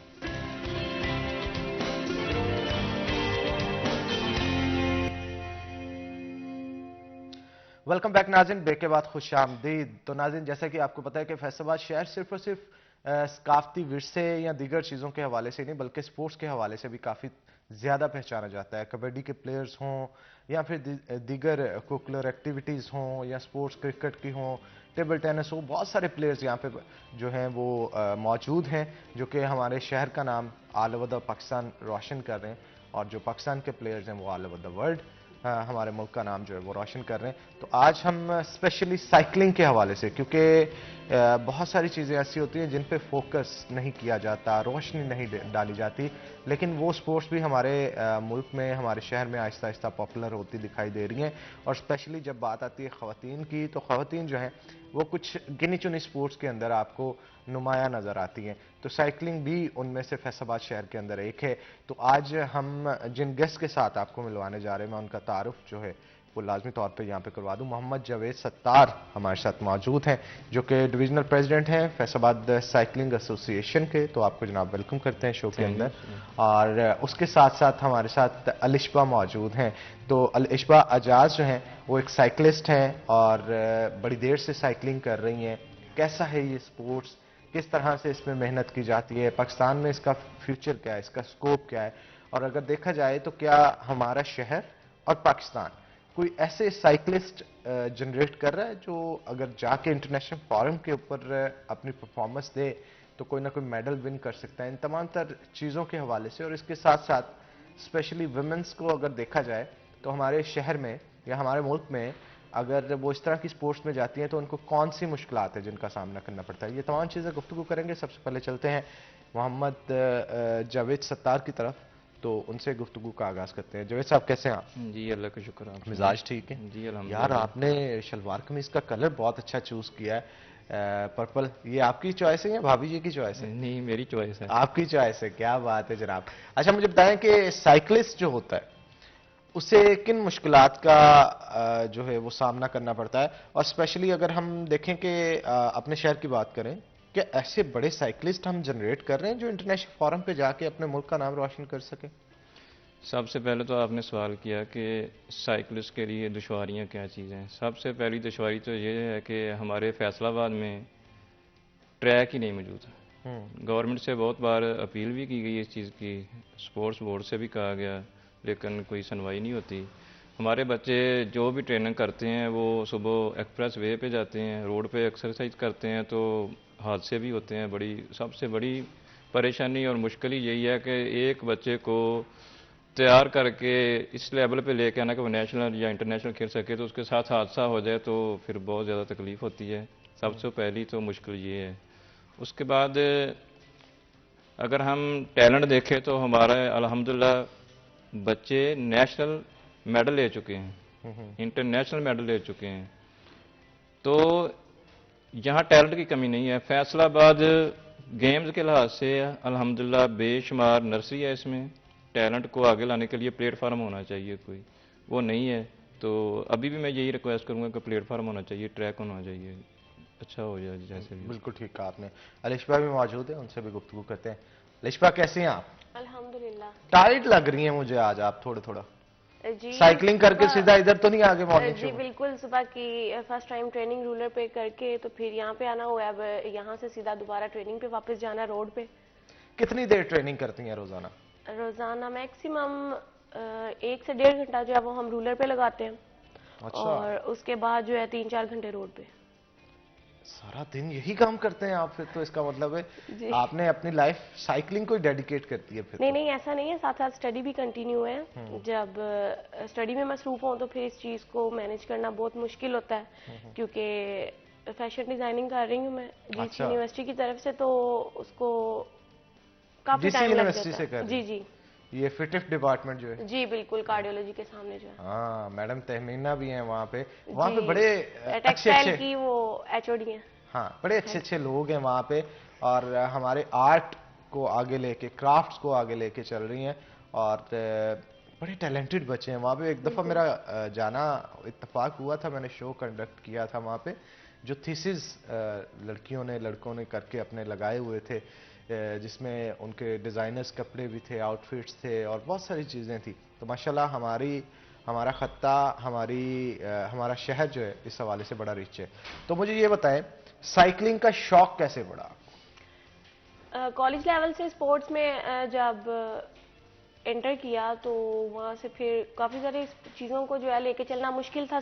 बहुत सारी गेम्स में हिस्सा लिया हुआ था, लेकिन फिर उसमें से एक चीज़ जो स्पेसिफिक चूज़ करनी थी वो फिर मैंने साइकिलिंग की, क्योंकि उसके अंदर कंट्रोल और मज़ा आता था। क्योंकि एक आज़ादी की तरह रोड पे चलना और अपनी मस्ती में। और गुस्सा निकाल लेना, गुस्सा भी तो निकलता है ना जरा जोर बिल्कुल। लगाने से। बिल्कुल बिल्कुल ऐसा ही है। यानी गुस्सा आता है आपको अगर ऐसा है तो? जी जी बिल्कुल, थोड़ा बहुत गुस्सा तो किन सबको चीजों आता पे है। आता है? जिंदगी के बहुत सारे ऐसे पल होते हैं या फिर कुछ हो जाते हैं हादसा जिसपे आता है इंसान को हाँ गुस्सा। होता है। तो अच्छा मुझे ये बताएं कि जब शौक पड़ा साइकिलिंग का, बाज़ होता है ना कि पेरेंट्स को होता है यार ये क्या कर रहे हो आप, इसमें तो ना तो कोई फ्यूचर है ना कुछ, यही टाइम स्टडीज को दे लो, बाज़ होता है ऐसे? बाजुकात होता है, होता होगा, काफी जगहों पे ऐसा होता भी है कि पेरेंट्स जो हैं वो अपने बच्चों को सपोर्ट नहीं करते, लेकिन अल्हम्दुलिल्लाह मेरे पेरेंट्स जो हैं, खास तौर पे मेरे फादर, वो मुझे बहुत सपोर्ट करते हैं। फैमिली के मना करने के बावजूद वो उन्होंने आज तक मुझे कभी नहीं मना किया, और अभी भी इधर जो है मेरे फादर ही मुझे छोड़ के गए हैं माशाल्लाह। और रिसीव करने भी दोबारा मुझे वही आएंगे। अच्छा मुझे ये बताएं फ्यूचर गोल्स क्या है आपके? इंशाल्लाह स्टडी के साथ साथ, स्टडी तो लेके चलना बहुत ज़रूरी है, लेकिन क्योंकि स्टडी की वजह से जो है मैं अपनी स्पोर्ट्स को ज़्यादा टाइम नहीं दे पाती, तो सोचा तो अभी यही है कि स्टडी में गैप दे के थोड़ा तो इंशाल्लाह अपनी साइकिलिंग को मैंने कंटिन्यू करना, ठीक है, लाजमी तौर पे। ठीक है, आगे कोई कंपटीशन भी लड़ने का? इंशाल्लाह अभी जो है पंजाब गेम्स में मैं ब्रॉन्ज मेडल लेके आई हूँ और अब नेक्स्ट नेशनल की तैयारियाँ। बिल्कुल ठीक है। ओके जी, नाज़रीन जो हमारे साथ मौजूद हैं, स्पोर्ट्स के हवाले से या अपनी प्रोफेशनल लाइफ के हवाले से कोई चीज़ डिस्कस करना चाहती हैं, कोई सजेशंस देना चाहती हैं उन लड़कियों को जो कि प्रोफेशनल लाइफ में आना चाहती हैं या स्पोर्ट्स में आना चाहती हैं, तो उनके लिए प्लेटफॉर्म हमारा खुला है। नंबर आपकी स्क्रीन पे मौजूद है, आप कॉल करके हमारे शो का हिस्सा बन सकते हैं। ज़रूरी नहीं जनाब यहाँ पे ही आके बैठना है, आप कॉल करके भी हमारे शो में आ सकते हैं। तो 41 के दरवाजे हमेशा तमाम शहरों के लिए हर वक्त हम वक्त खुले रहते हैं। तो जनाब हमारे साथ जावेद सत्तार साहब मौजूद हैं, उनसे बात करते हैं। सत्तार साहब मुझे बताइएगा कि हमारे शहर में कितनी लड़कियां हैं जो कि साइकिलिंग की तरफ आती हैं, कितना रुझान है इस चीज़ का और इंटरेस्ट कितने लोग शो करते हैं इसमें? पिछले इसी वीक में तकरीबन इंटर कॉलेजेस हुई है बच्चियों की, वुमेन की, तो इसमें अल्हम्दुलिल्लाह 7 कॉलेजेस ने हिस्सा लिया है। उसमें पंजाब कॉलेज पहले नंबर पे आया है और कनकोडिया कॉलेज दूसरे नंबर पे और लासाल कॉलेज ने तीसरी पोजीशन हासिल की है। तो इस वक्त हमारे पास जो नर्सरी है ना, अल्हम्दुलिल्लाह 100 अबाब जो बच्चियाँ हैं जो इस वक्त गेम साइकिलिंग कर रही हैं, उनको देख के बड़ा फ़ख्र होता है कि ये वो गेम है। लेकिन तकलीफ़ यहाँ होती है कि हम लोग जो ज़्यादातर तवज्जो देते हैं वो क्रिकेट है, हॉकी है, इन गेम्स पे देते हैं, साइकिलिंग को ये गेम ही नहीं समझते। हालांकि गेम तो गेम होती है कोई भी हो। तो दूसरी हमारी टैलेंट को आगे लेके जाने के लिए, बच्चों में रुझान ज़्यादा पैदा करने के लिए इवेंट होने चाहिए। वो गवर्नमेंट नहीं करवाती, बहुत कम करवाती है। डिस्ट्रिक्ट स्पोर्ट्स फीसर नहीं करवाते, वो हम अपनी मदद के तहत आप करवाते हैं, तो फिर दुख होता है, बच्चे डिसहार्ट भी होते हैं। इसको इंटरनेशनल स्टैंडर्ड्स पे ले जाने के लिए साइकिलिंग को किन चीज़ों की ज़रूरत है हमें? सबसे पहले तो ट्रैक, मैंने आपसे पहले भी कहा कि ट्रैक ज़रूरी है जहाँ पे प्रॉपर बच्चे बच्चियाँ ट्रेनिंग कर सकें। तो हमारे पास अल्हम्दुलिल्लाह नेशनल इंटरनेशनल लेवल के कोचेज़ मौजूद हैं। उनका भी सिर्फ यही है कि वो भी डिसहार्ट हो जाते हैं क्योंकि प्रॉपर उनको कोई सपोर्ट नहीं करता। तो अभी भी जैसे बच्चे ने कहा कि देखें अगर रूरल पे ट्रेनिंग की है, उसके बाद उसने रोड पे ट्रेनिंग के लिए जाना है, तो अगर इतनी मेहनत करें बच्चे, उनको सपोर्ट ना किया जाए तो बच्चे डिसहार्ट तो होंगे। तो हम अपनी मदद आपके तहत कोशिश पूरी करते हैं। बाकी एसोसिएशन जो है कुछ करती हैं हमारे साथ तावन, तो बेहतर है, कुछ अल्लाह का शुक्र है। ठीक है, आपको लगता है कि हमारे यहाँ ऐसा टैलेंट मौजूद है, अगर उनसे 5-10 बच्चियाँ ऐसी हों जो कि इमर्जिंग हो, ऊपर आ रही हों, उनको अगर ट्रेन किया जाए तो इंटरनेशनल लेवल पे परफॉर्म कर सकते हैं?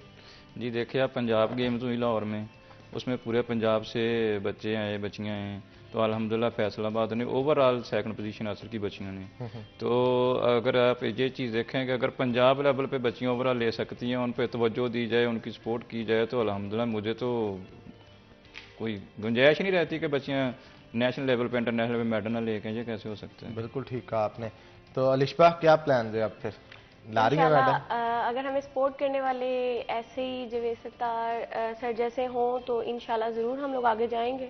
और अभी तक हमने जितने भी इवेंट्स फैसलाबाद में ख़ास तौर पे खेले, पहले तो फैसलाबाद में होते कोई नहीं है ज़्यादा, इतना जितना भी छोटे हों या बड़े हों इवेंट्स जैसे भी हों वो लाहौर में कंडक्ट किए जाते हैं, जिसके लिए हमें ज़ाहिर बात है हमारे जो सीनियर्स हैं या फिर हम खुद से जो भी हमारा खर्च है उससे हम लोग इतना ट्रैवल करके जाते हैं, मैनेज करते हैं, तो यही हमारी गुजारिश यानी है कि आपके कहने का फैसलाबाद में- मकसद है कि बोर्ड की तरफ से उस तरह से सपोर्ट नहीं किया जाता जी जैसे बिल्कुल, करना चाहिए। बिल्कुल बिल्कुल, जो भी होता है वो खुद हम अपनी बेस पे करते हैं। बिल्कुल ठीक कहा।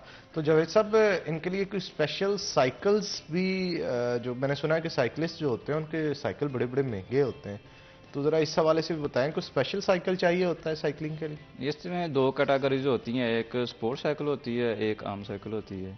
तो स्पोर्ट्स साइकिल बहुत ज़्यादा कॉस्टली है, बहुत सारे बच्चे तो आम साइकिल नहीं बेचारे ले सकते। तो कुछ तो ऐसे करते हैं कि हमारी एसोसिएशन मिलजुल के उन लोगों को प्रोवाइड करती हैं साइकिल। तो कुछ माशाल्लाह को पेरेंट्स है, जैसे ये लिशबा है माशाल्लाह, इसके पेरेंट्स का बहुत ख्याल करते हैं, इसको हर तरह की साइकिल मुहैया करते हैं। तो जारी बात है फिर बच्चा टैलेंट आगे लेके आता है, उस खुश होता है, वो मेहनत ज़्यादा करता है। तो सामान इसमें और भी बहुत सारे हैं, वो कभी भी हमें स्पोर्ट्स फीसला ने मुहैया नहीं किया। जितने क्लब्स हमारे हैं, अल्हम्दुलिल्लाह 18 क्लब हैं इस वक्त फैसलाबाद में जो साइकिलिंग करवाते हैं, तो सभी अपनी मदद आपके तहत करवाते हैं। बिल्कुल ठीक कहा। तो अलिशबा, कभी रोड पे जाते दुश्वारी हुई कि लोग तंग करें या कुछ ऐसा कोई सीन देखने को मिला कभी? हर बार, हर बार? तकरीबन हर बार। कुछ लोग हैं जो मतलब स्पोर्ट करते हैं रोड पे भी, मतलब बुजुर्ग जो जितने भी हजरात हैं कुछ लोग ताने वगैरह कसते हैं। अच्छा, ताने भी कसते हैं? जी बिल्कुल। तो फिर हम लोगों ने तो अपने कंसंट्रेट करना होता है अपनी ट्रेनिंग पे, तो फिर हम उस चीज़ को अवॉइड करते हैं, लेकिन ये चीज़ जो है फील होती है। आप क्या मैसेज देना चाहेंगे उन तमाम लोगों के लिए जो इस चीज को मुनासिब नहीं समझते? देखिए, मैं यही कहना या चाहूंगी, किस तरह से आप टैकल करते हैं ये भी बताएं, ताकि और भी खवातीन जो कि स्पोर्ट्स में आना चाहती हैं या कहीं पे भी वर्किंग वुमेन है, वो इन चीजों को कैसे कंट्रोल कर सकती है? देखें कंट्रोल कैसे कर सकते हैं हम लोग, हम खवातीन अपने आप को कितना कवर करके निकल जाएंगी बाहर।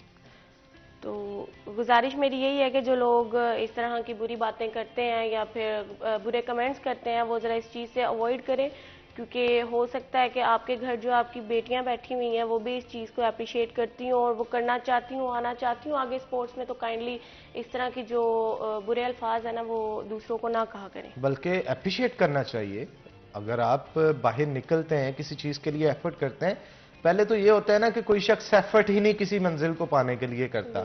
हमारे यहाँ ज्यादा कल्चर ये है कि यार घर बैठे ही मिल जाए, वो जब तक मेहनत नहीं की जाती कोई भी चीज आपके पास नहीं आती।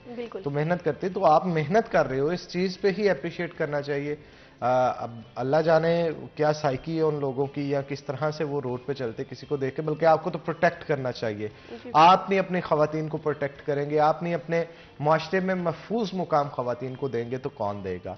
तो मुझे ये बताएं कि फ्रेंड्स रश करती हैं कि यार लिशबा जी बिल्कुल करती हैं, सपोर्ट करती हैं बहुत ज़्यादा। मेरे जो यूनिवर्सिटी के टीचर्स हैं वो मुझे बहुत सपोर्ट करते हैं। सबसे ज्यादा कौन सा टीचर आपको सपोर्ट करता है? नाम ले जरा, हो सकता है टीवी देख रहे हो। जी, सबसे जो ज़्यादा सर मुदस्सिर है, मेरे कैड के टीचर है स्पेशली, वो आजकल हमें स्विंग पढ़ा रहे हैं और अब नेक्स्ट देखें कौन सा हमें वो सब्जेक्ट पढ़ाते हैं। वो मुझे बहुत सपोर्ट करते हैं और वो मुझे कहते हैं कि आपने स्टडी के दौरान भी जो है अपनी साइकिलिंग को नहीं छोड़ना, आप टाइम निकालें थोड़ा, इसको कंटिन्यू करें। और जो जिस तरीके से सर अप्रिशिएट करते हैं काफ़ी हौसला मिलता है उससे। और दूसरा मैम युसरा, वो बहुत ज़्यादा कोऑपरेट करती हैं जब कहीं बाहर जाना हो। बहुत अच्छी हैं, और युसरा न सिर्फ आपको बल्कि वहाँ पे जितने बच्चे हैं उनके साथ बड़ा कोऑपरेटिव हैं, बड़ा कोऑपरेटिव बिहेवियर है उनका। जी, बहुत नाइस टीचर है, बहुत नाइस टीचर, बहुत नाइस टीचर कुछ ज्यादा ही नाइस है वो, इस वजह से कि बच्चों को बाज़ होता है ना कि कहीं पे प्रॉब्लम आ रही है, वो चीज़ों को सॉर्ट आउट नहीं कर पा रहे या कहीं पे, तो teachers out of the way जाके, जी बिल्कुल, ठीक है ना, उनको सपोर्ट करते हैं। और मुझे मतलब आप ही नहीं, बहुत सारे स्टूडेंट्स ने कहा है उनके बारे में कि वो बहुत अच्छी हैं और बड़ा कोऑपरेट करती हैं। इवन आप किसी भी फील्ड, जैसे आप साइकिलिंग कर रही हैं, बहुत सारे बच्चे पेंटिंग्स में होते हैं, फैशन डिज़ाइनिंग में होते हैं। फैशन डिज़ाइनिंग में तो वैसे आप भी हैं, लेकिन इसके साथ साथ तो, लेकिन उनको बड़ा सपोर्ट किया जाता है। बड़ा एक अच्छा एनवायरनमेंट है आपकी यूनिवर्सिटी का, ये कहना जाएगा। तो हमारे साथ एक कॉलर मौजूद है, कॉल ले लेते हैं। अस्सलाम वालेकुम जी। जी अस्सलाम वालेकुम। हरान भाई, पूछना ये था जी जी कि हम भी चाहते हैं कि बच्चे जो वो साइकिलिंग में हिस्सा ले और वो एक पाकिस्तान का नाम रोशन करे, लेकिन मुआशरा जो है वो ऐसा है कि हम अगर बच्चियों को बाइक साइकिलिंग के लिए भेजते भी हैं तो हम वो किस तरह वो हम सेफ्टी करें कि हमारी बच्चियां साइकिलिंग के लिए वो जा रही हैं और वो सेफ साइड रहेंगी। हमें भी बड़ा शौक है कि हमारे बच्चियां हिस्सा लें, तो इसके लिए जो है ना कोई खास ऐसा कोई इंतजाम होना चाहिए कि बच्चियां जो है वो सेफ साइड रहें, और हम चाहते हैं कि वो साइकिलिंग में हिस्सा लें और पाकिस्तान का नाम रोशन करें। अच्छा ताई साहब, यहाँ पे मैं लाजमी तौर पे मेंशन किस तरह ये करें कि जनाब हमारी बच्चे सेफ साइड रहें। जी ताई साहब, आप गौर से मेरी बात सुनिएगा कि सबसे पहले हमें जो इनिशिएटिव लेना चाहिए ना, वो अपने आप से लेना चाहिए। पहले तो बच्ची को घर से हम समझा के भेजे कि बेटा आपको हमारी पूरी सपोर्ट है, कहीं पे कोई तंग करे ना, बच्ची को इतना सपोर्ट करें आप, या इतना कॉन्फिडेंस दे कि वो उसको खुद डील करना जाने। अगर मेरा नहीं ख्याल कि रोड पे कोई तंग करेगा या कोई किसी भी जगह पे उस बच्ची के ऊपर ताना कसेगा, तो वो बच्ची इतनी कैपेबिलिटीज रखती होगी, इतनी सलाहियत रखती होगी कि वो उसका मुंह तोड़ जवाब दे सके। यकीन माने, हम अपनी बेटियों को जब ये तरबियत दे के घर से भेजेंगे ना, तो वो मतलब एक दलेर जो आदमी होता है ना, उससे भी ज्यादा वो दलेर होगी। और इसके साथ साथ आपकी बात बिल्कुल ठीक है, आप भी दलेर बने। अगर आप ये सोचेंगे ना मुआशरा क्या कहेगा, तो मुआशरे ने कभी भी बोलने से नहीं रुकना। उसने मुआशरा हमेशा ना नुक्ताचीनियां करने पे रहता है। तो आपने कोशिश करनी है मुआशरे के डर से पाक होके, साफ होके आपने ये चलना है। और जब माशाल्लाह आपकी यही बेटी जाके आपका नाम रोशन करेगी ना, वो लोग जो ताने कसते हैं वो फिर हिला वसीला ढूंढते हैं किसी तरह, यार ये तो हमारे मोहल्ले के लोग हैं, यार ये तो हमारे जानने वाले हैं। क्यों जी, ऐसे होता है ना? आप क्या कहेंगे? जी बिल्कुल ऐसा ही होता है। जब मोहल्लेदारों को पता चलता है कि कोई अचीवमेंट मिली है तो माशाल्लाह वो फिर जो वही लोग जो बातें करने वाले होते हैं फिर वही अप्रिशिएट करते हैं। और उनकी कोशिश होती है कि यार बताएं, यार ये हमारे जानने वाले हैं, ठीक है ना? क्यों जी जावेद साहब, इज दैट ट्रू? बिल्कुल सही कहा आपने। फिर फख्र होता है, वालिदैन को भी फख्र होता है और सबको ही होता है, फिर तो सबके रिलेशन बन जाते हैं। तो एक सवाल भाई ने किया कि बच्चियों को ट्रेनिंग कैसे करवा सकते हैं, तो उसके लिए रूलर लें सबसे पहले। आप उसको घर रखें, घर रख के रूलर पे उनको बच्चियों को ट्रेन करें, तो फिर आप उनके साथ जाएं, अर्ली मॉर्निंग खुद भी वॉक करें और उनको ट्रेनिंग भी करवाएं रोड पे। हाँ, ये सबसे अच्छी बात है कि बच्चियों को आप ट्रेनिंग तो करवानी, आप खुद भी फिट हो जाएंगे। तो ये अच्छा तरीका है कि सुबह सवेरे आप उठें, उनको भी लेके जाएं, वो अपनी ट्रेनिंग भी मुकम्मल करें और उसके साथ साथ आप भी वॉक करें। दोनों फिट रहेंगे तो अच्छा रहेगा, मेरा ख्याल है। बिल्कुल, कि नहीं जनाब? जी, और ये ट्रेनिंग कितनी देर की होती है? ट्रेनिंग स्टार्टिंग में तो 30 मिनट करवाएं बच्ची से, जैसे जैसे उसका स्टेमिना बढ़ता जाएगा आप उसकी ट्रेनिंग बढ़ाते रहें, तो इंशाल्लाह आपको रिजल्ट भी सामने आता रहेगा। जो टॉप ऑफ द लाइन है इस वक्त साइकिलिस्ट, वो कितनी ट्रेनिंग करते हैं रोजाना? वो तकरीबन जो है रूलिंग पे 1.5 से 2 घंटे करते हैं, तो रोड पे वो तकरीबन जितनी डिस्टेंस हो सके वो ज़्यादा से ज़्यादा करते हैं। तकरीबन आपका क्या शेड्यूल होता है? जब अगर स्टडी की ना कर रही हूँ, जिन दिनों में छुट्टियाँ हों उन दिनों में तो फिर सारा दिन ही ट्रेनिंग का होता है, क्योंकि वो बहुत कम टाइम मिलता है ना फिर ट्रेनिंग के लिए जो है। और अगर स्टडी कंटिन्यू हो, क्लासेस चल रही हो, तो फिर तो रात को जितना भी टाइम मिल जाए, घंटा भी मिल जाए तो बहुत ज़्यादा है। खाते क्या है आप? इतनी एनर्जी भी तो चाहिए होती है ना। डाइट क्या होती है आप? डाइट अगर देखा जाए तो जब हमारे कोई स्पेशल इवेंट्स चल रहे हो तो हमारे कोचेज जो हैं वो हमारी डाइट का बहुत ज़्यादा ख्याल रखते हैं। प्रोटीन्स और इसके बाद ड्राई फ्रूट्स और फ्रूट्स वगैरह और इस तरह की चीज़ें जितनी भी हमें ज़रूरत होती है वो हमारे कोचेज बेहतर जानते हैं। वो हमें जो दे दें हमने वो खा लेना बस फिर लकड़ हजम पत्थर हजम चलता है। हाँ जी। चलें जी, थैंक यू वेरी मच जी। हम यहाँ पे एक छोटा सा ब्रेक लेंगे, ब्रेक के बाद दोबारा हाजिर होते हैं। कहीं नहीं जाना, आपने हमारे साथ रहना है जनाब।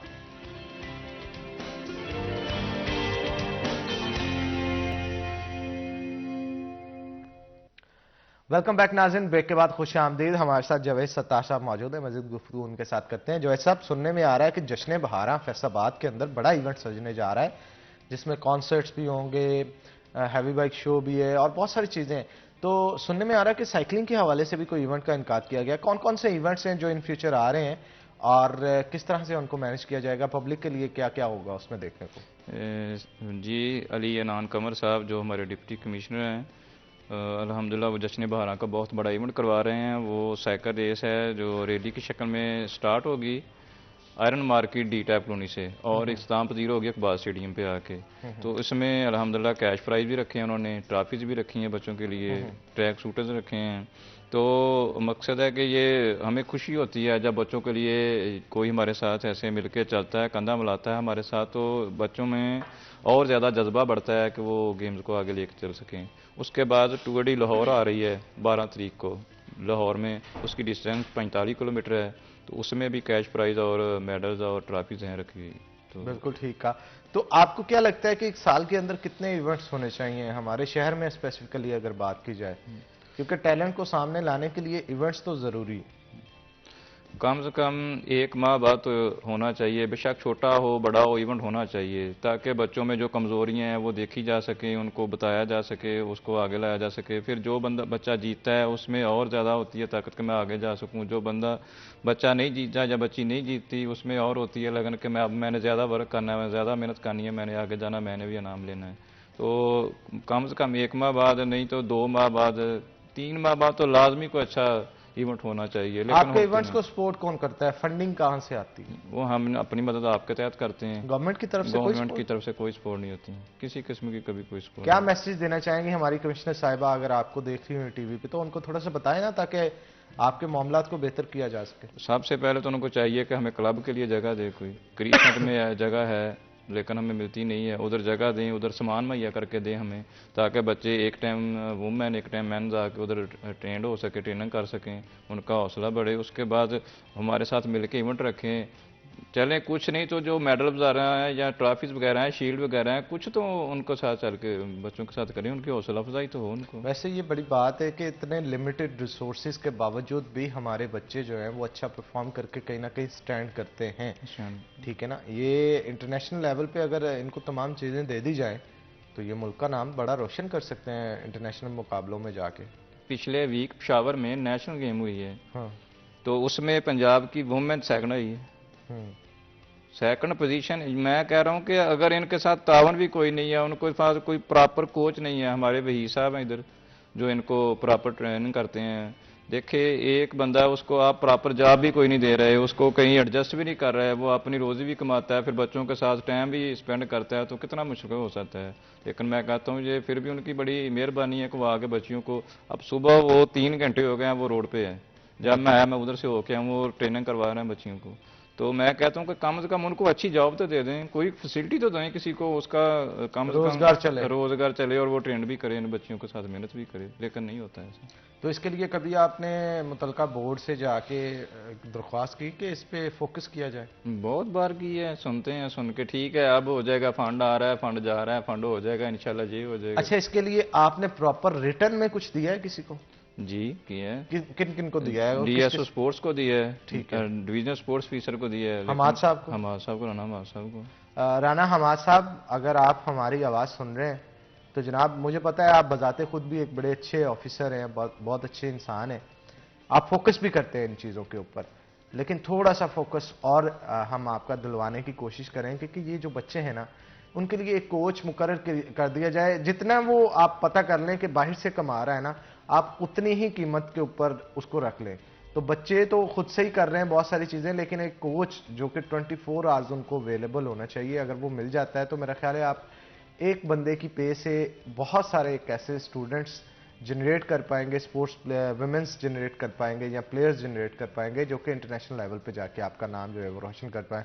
तो मैं कोशिश करूँगा कि जनाब आप तक पर्सनली भी ये इनकी बात जो है वो पहुँचाएँ, और हमारी कोशिश होती है क्योंकि प्लेटफॉर्म देना हमारा काम है, आवाज़ पहुँचाना हमारा काम है, अमली नमूना तो जनाब आप लोगों ने दिखाना होता है। तो आपसे रिक्वेस्ट है ये जो बच्चे यहाँ पे आते हैं अपना टैलेंट दिखाते हैं उनको प्रमोट किया जाए, उनको कहीं ना कहीं किसी ना किसी जगह फाइनेंशियली सपोर्ट किया जाए। अलबत्ता आपके एंड पे भी बहुत सारी चीज़ों की प्रॉब्लम्स होती है, आप भी बहुत सारे लोगों को जवाब दे होते हैं, लेकिन फिर भी अगर कुछ आए तो दरमियानी रास्ता निकाल सकता है। तो अलिशबा आप क्या मैसेज देना चाहेंगे हमारे साहब को या जो मुतलका ऑफिसर्स हैं? मेरी सबसे पहले उससे गुजारिश ये है कि वुमेन्स जो हैं उनके लिए ट्रेनिंग करना बहुत मुश्किल है, खुसूसन बराए मेहरबानी हमें जो है वो ट्रैक मुहैया किया जाए ताकि हमें जो दुश्वारियां रोड पे मिलती हैं ना वो हमें उनका सामना ना करना पड़े। मैं ही नहीं, बहुत सारी और लड़कियां हैं जो हमारे साथ जाती हैं, सीनियर्स भी हैं, जूनियर्स भी हैं, सबको यही मुश्किलात का सामना है। तो काइंडली हमें जो है वो साइकिलिंग ट्रैक जो है वो मुहैया किया जाए। बिल्कुल ठीक कहा आपने। तो जवेद साहब, क्या प्राइवेट ग्रुप्स जो होते हैं वो आपको सपोर्ट नहीं करते हैं? क्योंकि देखने में ये आता है बाज़ औक़ात कुछ ऑर्गेनाइजेशंस ऐसी होती हैं जो कि ख़वातीन को आगे लाने के लिए फंड्स भी देती हैं, बहुत सारे मामले पे एनजीओज भी कुछ होती हैं। तो आपने किसी के साथ कोऑर्डिनेशन की हो या किसी ने आपके साथ की हो? जी, कोशिश की है हमने कई बार। जब कोई इवेंट रखते हैं, स्पॉन्सर के लिए कह देते हैं, फॉर एग्जांपल को कह देते हैं उनको ट्रैक स्कूटी बना दो, तो बहुत सारी बातें सुनने को मिलती हैं। आप कर नहीं सकते, आप क्यों आते हैं, इनको क्यों करते हैं, ये करते हैं। तो फिर डिसहार्ट भी होते हैं। कुछ दोस्त ऐसे मिलते भी हैं जो सपोर्ट कर भी देते हैं। तो जिस हद तक होनी चाहिए नहीं होती। नहीं होती वो। अच्छा, इसके लिए कभी आपने रिटर्न एप्लीकेशन कमिश्नर को दी है आपने कि हम ये इवेंट ऑर्गेनाइज करवाना चाह रहे हैं, इसके लिए हमें इतना स्पोर्ट्स के लिए फंड्स चाहिए या कुछ ऐसा वैसा? एक बार जब नेशनल गेम हुई थी तब जाहिद साहब थे कमिश्नर, तो उनको एप्लीकेशन दी। खैर उन्होंने इधर क्रीसेंट में ही अख्ताम पजीर हुई थी, लाहौर से स्टार्ट हुई थी वो गेम, तो उसमें उन्होंने काफ़ी ताउन किया था हमारे साथ। और उसमें राना हमाद साहब का भी काफ़ी रोल था अल्हम्दुलिल्लाह। तो अब हम वोमेन की करवा रहे हैं चैम्पियनशिप, तकरीबन 27 डेट फाइनल करनी है। वो कमिश्नर साहब से मिलना है, एप्लीकेशन देनी है, देखें वो चलें हमारे साथ ठीक क्या है जी। करते हैं। इस पे मजीद भी गुफ्तगू करते हैं। हमारे साथ एक कॉलर मौजूद है। अस्सलाम वालेकुम जी। वालेकुम जी, कौन सा? ये बच्ची पार्टिसिपेट करना चाह रही है। हाँ जी जी जी जी, बोले बोले। हाँ जी, साइकिल रेस में पार्टिसिपेट करना चाह रही है बच्ची। अच्छा जी, उमेरा खालिक साहिबा है फैसलाबाद से, बच्ची है उनके पास जो साइकिलिस्ट बनना चाह रही है। आप कुछ सजेस्ट करें या कहीं पे बताएं कि वो कहाँ पे आके किन से कोऑर्डिनेट करे ताकि वो एक प्रोफेशनल साइकिलिस्ट बन सके। मेरा नंबर नोट करें सबसे पहले 0301 70125559। मेरे से रब्ता करें। बच्चियाँ एक जगह पे ही करती हैं जंग रोड पे ट्रेनिंग, तो उनके साथ वो भी ट्रेनिंग कर सकती है। ठीक है। और कोई रिक्वायरमेंट्स हैं उनके लिए? नहीं, कोई रिक्वायरमेंट नहीं है, बस छोड़ जाएं और ले जाएं, पिक और ड्रॉप खुद करें। ले जी बच्चा जी, आपके लिए खुली ऑफर है। इन्होंने कहा है कि बच्चियां वहां पे बाकी भी परफॉर्म कर रही होती हैं, तो आप इनके साथ कोऑर्डिनेट करके बच्चों को भेज सकते हैं। तो मुझे ये भी बताएं कि बच्चियों को वो जो इस फील्ड में आना चाहती हैं उन्हें ये बताएं कि कितनी ट्रेनिंग दरकार होती है और किस तरह से ट्रेनिंग की जाती है। ये सारा इनका शेड्यूल जरा थोड़ा सा बताएं, और टाइमिंग्स कौन कौन सी होती हैं, ये सारी चीजें बताएं जरा। टाइमिंग जब बच्चियां ज़्यादा फ्री हों सुबह को तो अर्ली मॉर्निंग करवाते हैं, ठीक है। अगर ना हो तो फिर सेकंड टाइम 4, 5, 6 बजे वो रूलर पे करवाते हैं। घर में रूलर रखा हुआ है, रूलर पे करती हैं। तो जब इनके पास टाइम हो फिर रोड पे लेके जाते हैं, खुद साथ जाते हैं ताकि कोई इनको परेशानी ना हो, उनके साथ प्रॉपर चलते हैं रोड पे। तो उसमें सबसे पहले हम करते हैं 30 मिनट की ट्रेनिंग स्टार्ट। जैसे जैसे बच्चे में स्टेमिना आता जाता है फिर बढ़ाते रहते हैं, क्योंकि पहले पहले जब आता है बच्चा थक जाता है, डिसहार्ट ना हो जाए, भाग ना जाए, तो ऐसा ऐसा फिर उसको हैंडल करते हैं। अच्छा, एक साइकिल की कीमत क्या है जो प्रोफेशनली ये साइकिल चलाते हैं, रेस साइकिल जो होता है? उसमें नकमी साइकिल भी अगर लें तो 50-60,000 की है, कम से कम जो नकमी है। तो हाई लेवल की तो आप लाखों की बात। मैंने सुना है ये 10-10 लाख की। हाँ जी, हाँ, बहुत सही। 10 से भी महंगे? हाँ जी, 10 से महंगे। तो ये इनके तो व्हील ही जो है 50-50 1 लाख के हैं, ओनली व्हील। क्या खास बात होती है उनमें? लाइट वेट होता है? लाइट वेट होता है उसकी। जैसे आपने रेस लगानी है उसमें समझ लीजिए जितना स्टेमिना आपका उतना ही साइकिल का भी है। स्टेमिना से अच्छा मेरे ज़हन में आया, स्टेमिना ज़्यादा इंपॉर्टेंट होता है इसमें या फिर ज़्यादा तेज़ चला लेना थोड़ी देर के लिए? इसमें सबसे पहले तो आपकी थिकनेस काम करती है कि मैं कहाँ जाके पिक कर सकता हूँ।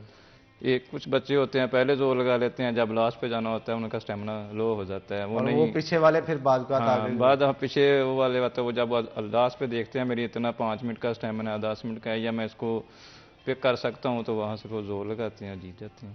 अच्छा, ये कितनी देर साइकिलिंग करनी होती है किसी कंपटीशन में? कोई फासला होता है इसका? इसमें मुख्तलिफ कैटेगरीज होती हैं इवेंट के लिहाज से, जिस तरह की इवेंट हो। बाद दफ़ा रोड रेस भी होती है, बाद दफ़ा उसकी टाइमिंग चेक की जाती है कि 1 किलोमीटर में बच्चा कितना करता है। अल्हम्दुलिल्लाह अभी हमने जो लाहौर में जब ट्रायल लिए थे इनके, तो 1 मिनट और 2 सेकंड और कुछ माइक्रो में हमारी बच्चियों ने किया अल्हम्दुलिल्लाह। और इतना स्टेमिना तो बाद दफ़ा लड़के भी लेके आते हैं। बिल्कुल ठीक है। अच्छा, यहाँ पे मैं लाजमी तौर पे आपको एक चीज़ मेंशन करना चाहूँगा, आप अगर इस पे अमल करना चाहें तो हो सकता है मेरी नज़र में आपको कहीं ना कहीं फ़ायदा इसका ज़रूर होगा। हर 2 से 3 माह बाद अमल हो ना हो, आप कमिश्नर के नाम एप्लीकेशन एक लिख दिया करें, ठीक है ना, उसमें पूरी रुदात बयान करें आप, वो उसमें लिखें कि हमारे पास इतनी बच्चियां हैं, ये ट्रेनिंग करनी होती है, ये चीजें हमें चाहिए और पिछले इतने सालों से हम एप्लीकेशन देते आ रहे हैं, इस पे अमल दरामद नहीं हो रहा, आप बराए मेहरबानी करम इस पे जो है वो नजर सानी करें, मुतलका ऑफिसर्स को बुलाएं और उसमें हमारी जो मसाइल हैं उनको सुने और उनको हल करवाने की कोशिश करें। आप इस चीज़ को रूटीन जब बना लेंगे ना, जब तक किसी चीज़ का पेपर वर्क नहीं होता, एप्लीकेशंस नहीं दी जाती, डिपार्टमेंट उस पर सिर्फ और सिर्फ एक फ़ोन कॉल या आपके बताने के ऊपर एक्शन नहीं ले सकता। रिटर्न के ऊपर आए, रिटर्न के ऊपर आप जो है वो काम करना शुरू करें, ना सिर्फ कमिश्नर साहिबा को बल्कि हमाद साहब को भी आप इसको रिटर्न फॉर्म में लिख के भेजते रहें। ना हो काम, कभी ना कभी तो होगा ना, तो आप जो है जब उम्मीद, बहार की उम्मीद रखेंगे तो बहार एक ना एक दिन आ ही जाएगी। तो उम्मीद के ऊपर ही ये दुनिया कायम है। तो इस चीज के ऊपर आपने ये करना है, बल्कि आपने तो करना ही करना है डिपार्टमेंट लेवल पे, बच्चियों से ये लाजमी तौर पे एप्लीकेशन लिखवाया करें। जब ये आप लोग अलिशा, आप लोग एप्लीकेशन लिख के प्रॉपर जो है वो दिया करें कमिश्नर साहिबा को या मुतलका ऑफिसर्स को, जब आप देंगे तो उससे यकीन जानिए एक बड़ा पॉजिटिव चेंज आएगा। आपको ये अभी महसूस नहीं होगा, लेकिन ये एप्लीकेशंस जो होती हैं ना, मार्क होती हैं, इनके नंबर्स जो है वो हायर एंड्स तक जाते हैं, फिर उस एप्लीकेशन को हल करना या उसका कोई ना कोई चीज़ पे मौक़िफ़ लेना या करना कुछ ना कुछ, ये इनकी जिम्मेदारी होती है।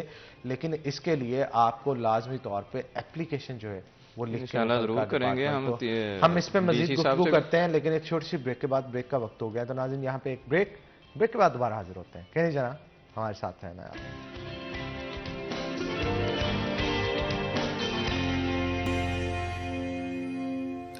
वेलकम बैक नाज़रीन, ब्रेक के बाद खुश आमदीद। हमारे साथ अलिशा मौजूद है, मज़ीद गुफ्तगू उनके साथ करते हैं। अलिशा बताइएगा कि प्रोफेशनल लाइफ को, साइकिलिंग को आप स्टूडेंट लाइफ के साथ लेके चल रही हैं, कितनी दुश्वारी का सामना रहता है? देखिए मुश्किल तो होती है, लेकिन मैनेज कर रही हूँ और इंशाल्लाह आगे करूँगी भी, क्योंकि एक अच्छी अचीवमेंट तक पहुँचने के लिए मेहनत करनी तो ज़रूरी है। तो जैसे ही स्टडी से फ्री होकर टाइम मिलता है तो साइकिलिंग को टाइम देती हूँ, और जब स्टडी से फ्री होती हूँ तब तो करनी ही साइकिलिंग है, तो फिर ऐसे ही मैनेज करती हूँ। ठीक हो गया। अच्छा मुझे बताएं, इसके अलावा आपकी क्या हॉबीज हैं? हॉबीज, इसके अलावा हॉबीज, स्टडी जो है वो टाइम ही नहीं देती हॉबीज का। वैसे गार्डनिंग, जी बिल्कुल गार्डनिंग करती हूँ थोड़ी बहुत।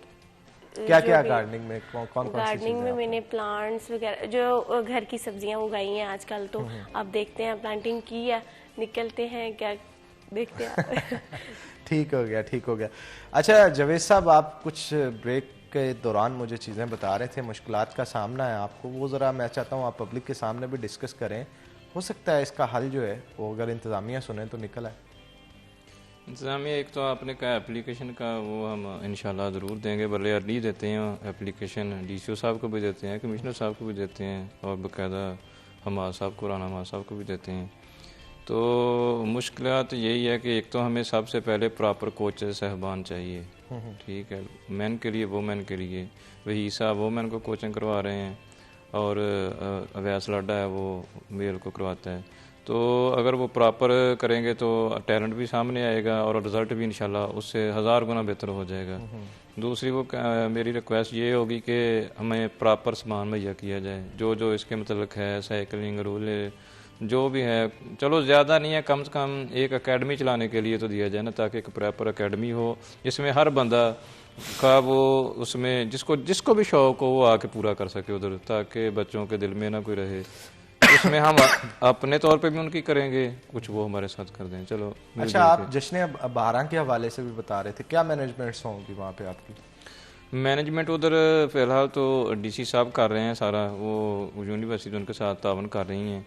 तो अब हमारे उधर बच्चे तकरीबन 50 हमारे ऑफिशियल होंगे, 100 बच्चे होंगे हमारे जो रेस में हिस्सा लेंगे। आप देखें, अब 100 बच्चों में से उनमें से लाहौर से भी आने हैं बच्चे, मुल्तान से आने हैं, पूरे पंजाब से बच्चे आने हैं। तो उनकी रहायश का भी मसला होगा, उनके खाने का मसला होगा, उनके आने जाने का मसला होगा। तो हमने ज़ाहिर बात है जब वो आएंगे फिर इधर से जब तावन नहीं होगा तो फिर वो बच्चे कैसे पार्टिसिपेट कर सकते हैं, या कैसे हम रिज़ल्ट दे सकते हैं, या इतना बड़ा इवेंट कैसे इनकाद कर सकते हैं? वो तभी कर सकते हैं जब ये लोग हमारे साथ मिल के चलें। तो क्या बजट दिया जा रहा है इस इवेंट के लिए आपको? तकरीबन 50,000 कह रहे हैं, वो तो प्राइज़ भी नहीं होने, 50,000 100 बच्चे के लिए? हाँ जी, हमने 1,20,000 इनाम बोला है और कुछ मेडल्स ट्रॉफीज मांगी हैं इनसे, बाकी देखें अब क्या करते हैं जी।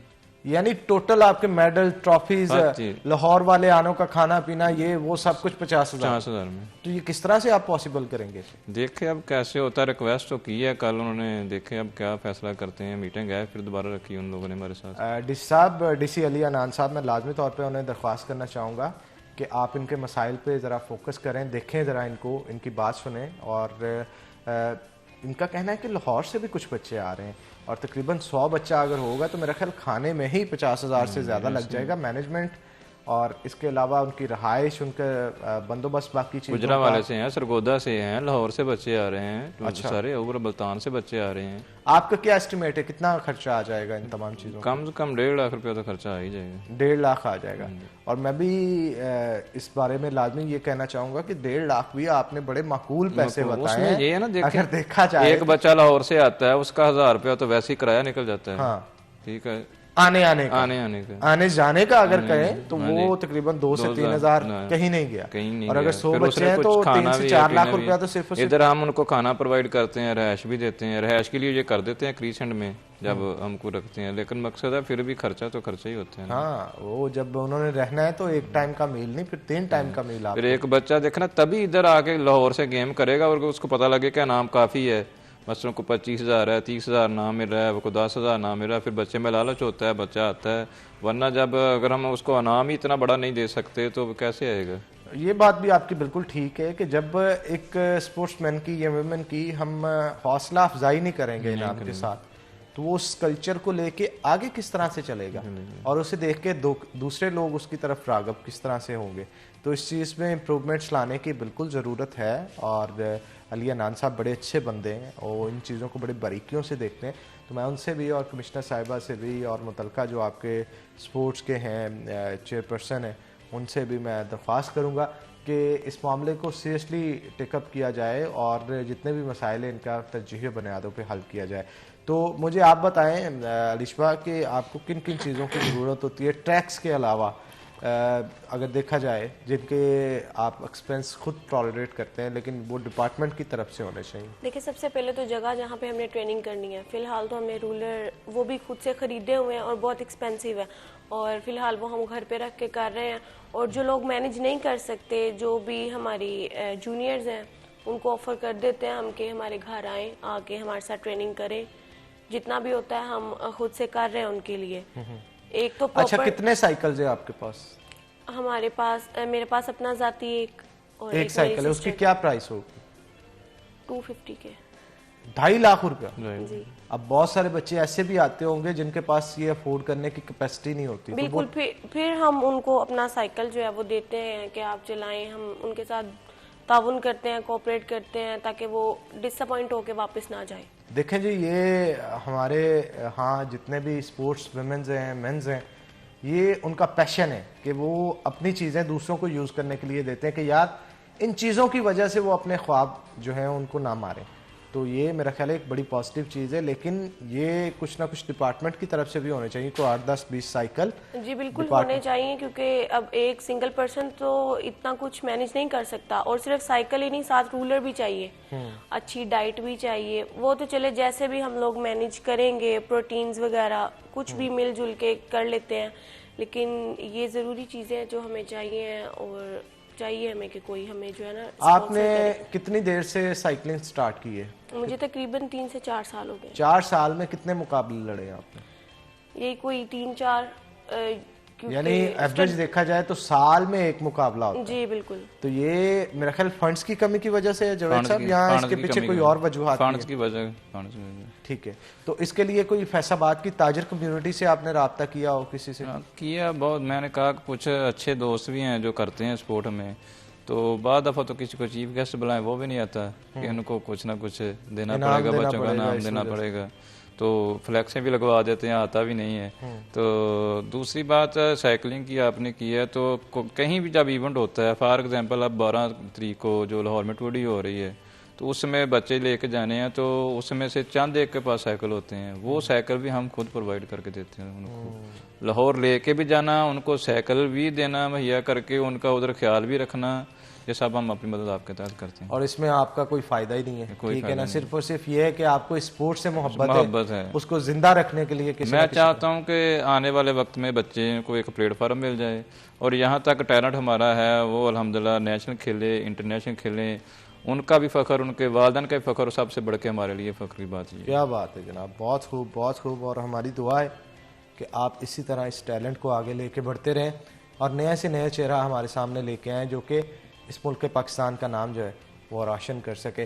तो अच्छा मुझे अलिशबा आप बताएं, आपको पेरेंट्स की तरफ से सपोर्ट किस तरह से होती है? आप बता रहे थे कि मेरे वालिद की तरफ से, मेरे पेरेंट्स की तरफ से बड़ी सपोर्ट होती है, तो जब आपने अपनी फीलिंग्स को एक्सप्रेस किया कि यार मुझे ये स्पोर्ट बहुत पसंद है, मैंने इस पर कंटिन्यू करना है, तो किस तरह से आपने उनको एतमाद में लिया? ये सारी स्टोरी सुनाए ना, ताकि टीवी पे जो लड़कियां आपको सुन रही हैं उनके लिए भी मोटिवेशन जी बिल्कुल। मेरे वालिदैन, मेरे खास तौर पे फादर जो हैं वो मुझे बहुत ज़्यादा जो है वो करते हैं, साथ देते हैं मेरा। लोग बहुत सारी बातें करते हैं लेकिन वो उनको इग्नोर करते हैं और कहते हैं कि बेटा आपका जो दिल करता है, जब तक मैं आपके साथ हूँ आपने करना है। इसलिए वालिदैन की सपोर्ट जो है वो बच्चों, खास तौर पे बच्चियों के लिए जो है वो बहुत ज़रूरी है। बाज़ औक़ात जो भाई होते हैं वो भी मना कर देते हैं कि नहीं करना, तो जो फादर की सपोर्ट है वो बहुत ज़रूरी है।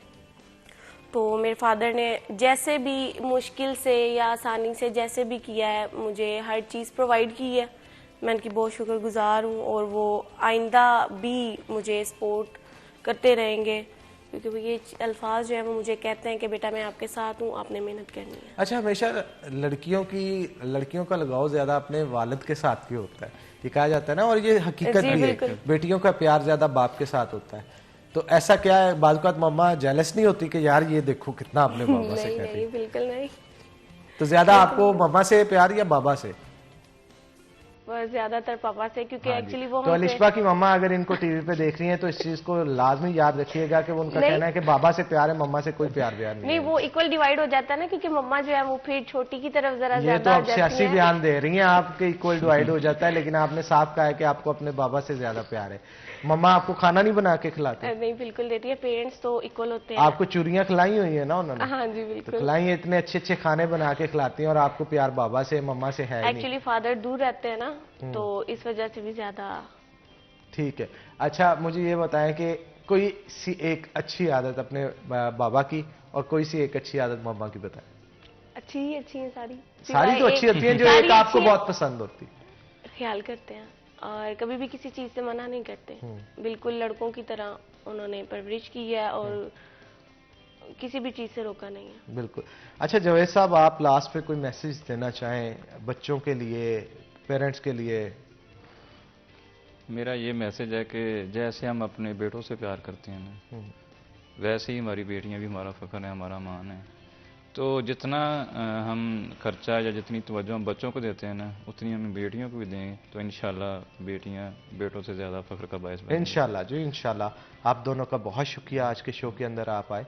इसी के साथ नाज़रीन, आज के प्रोग्राम से हनान बुखारी को दीजिए इजाज़त। इंशाल्लाह अगले प्रोग्राम में आपसे मुलाकात होगी, तब तक के लिए अल्लाह हाफ़िज़।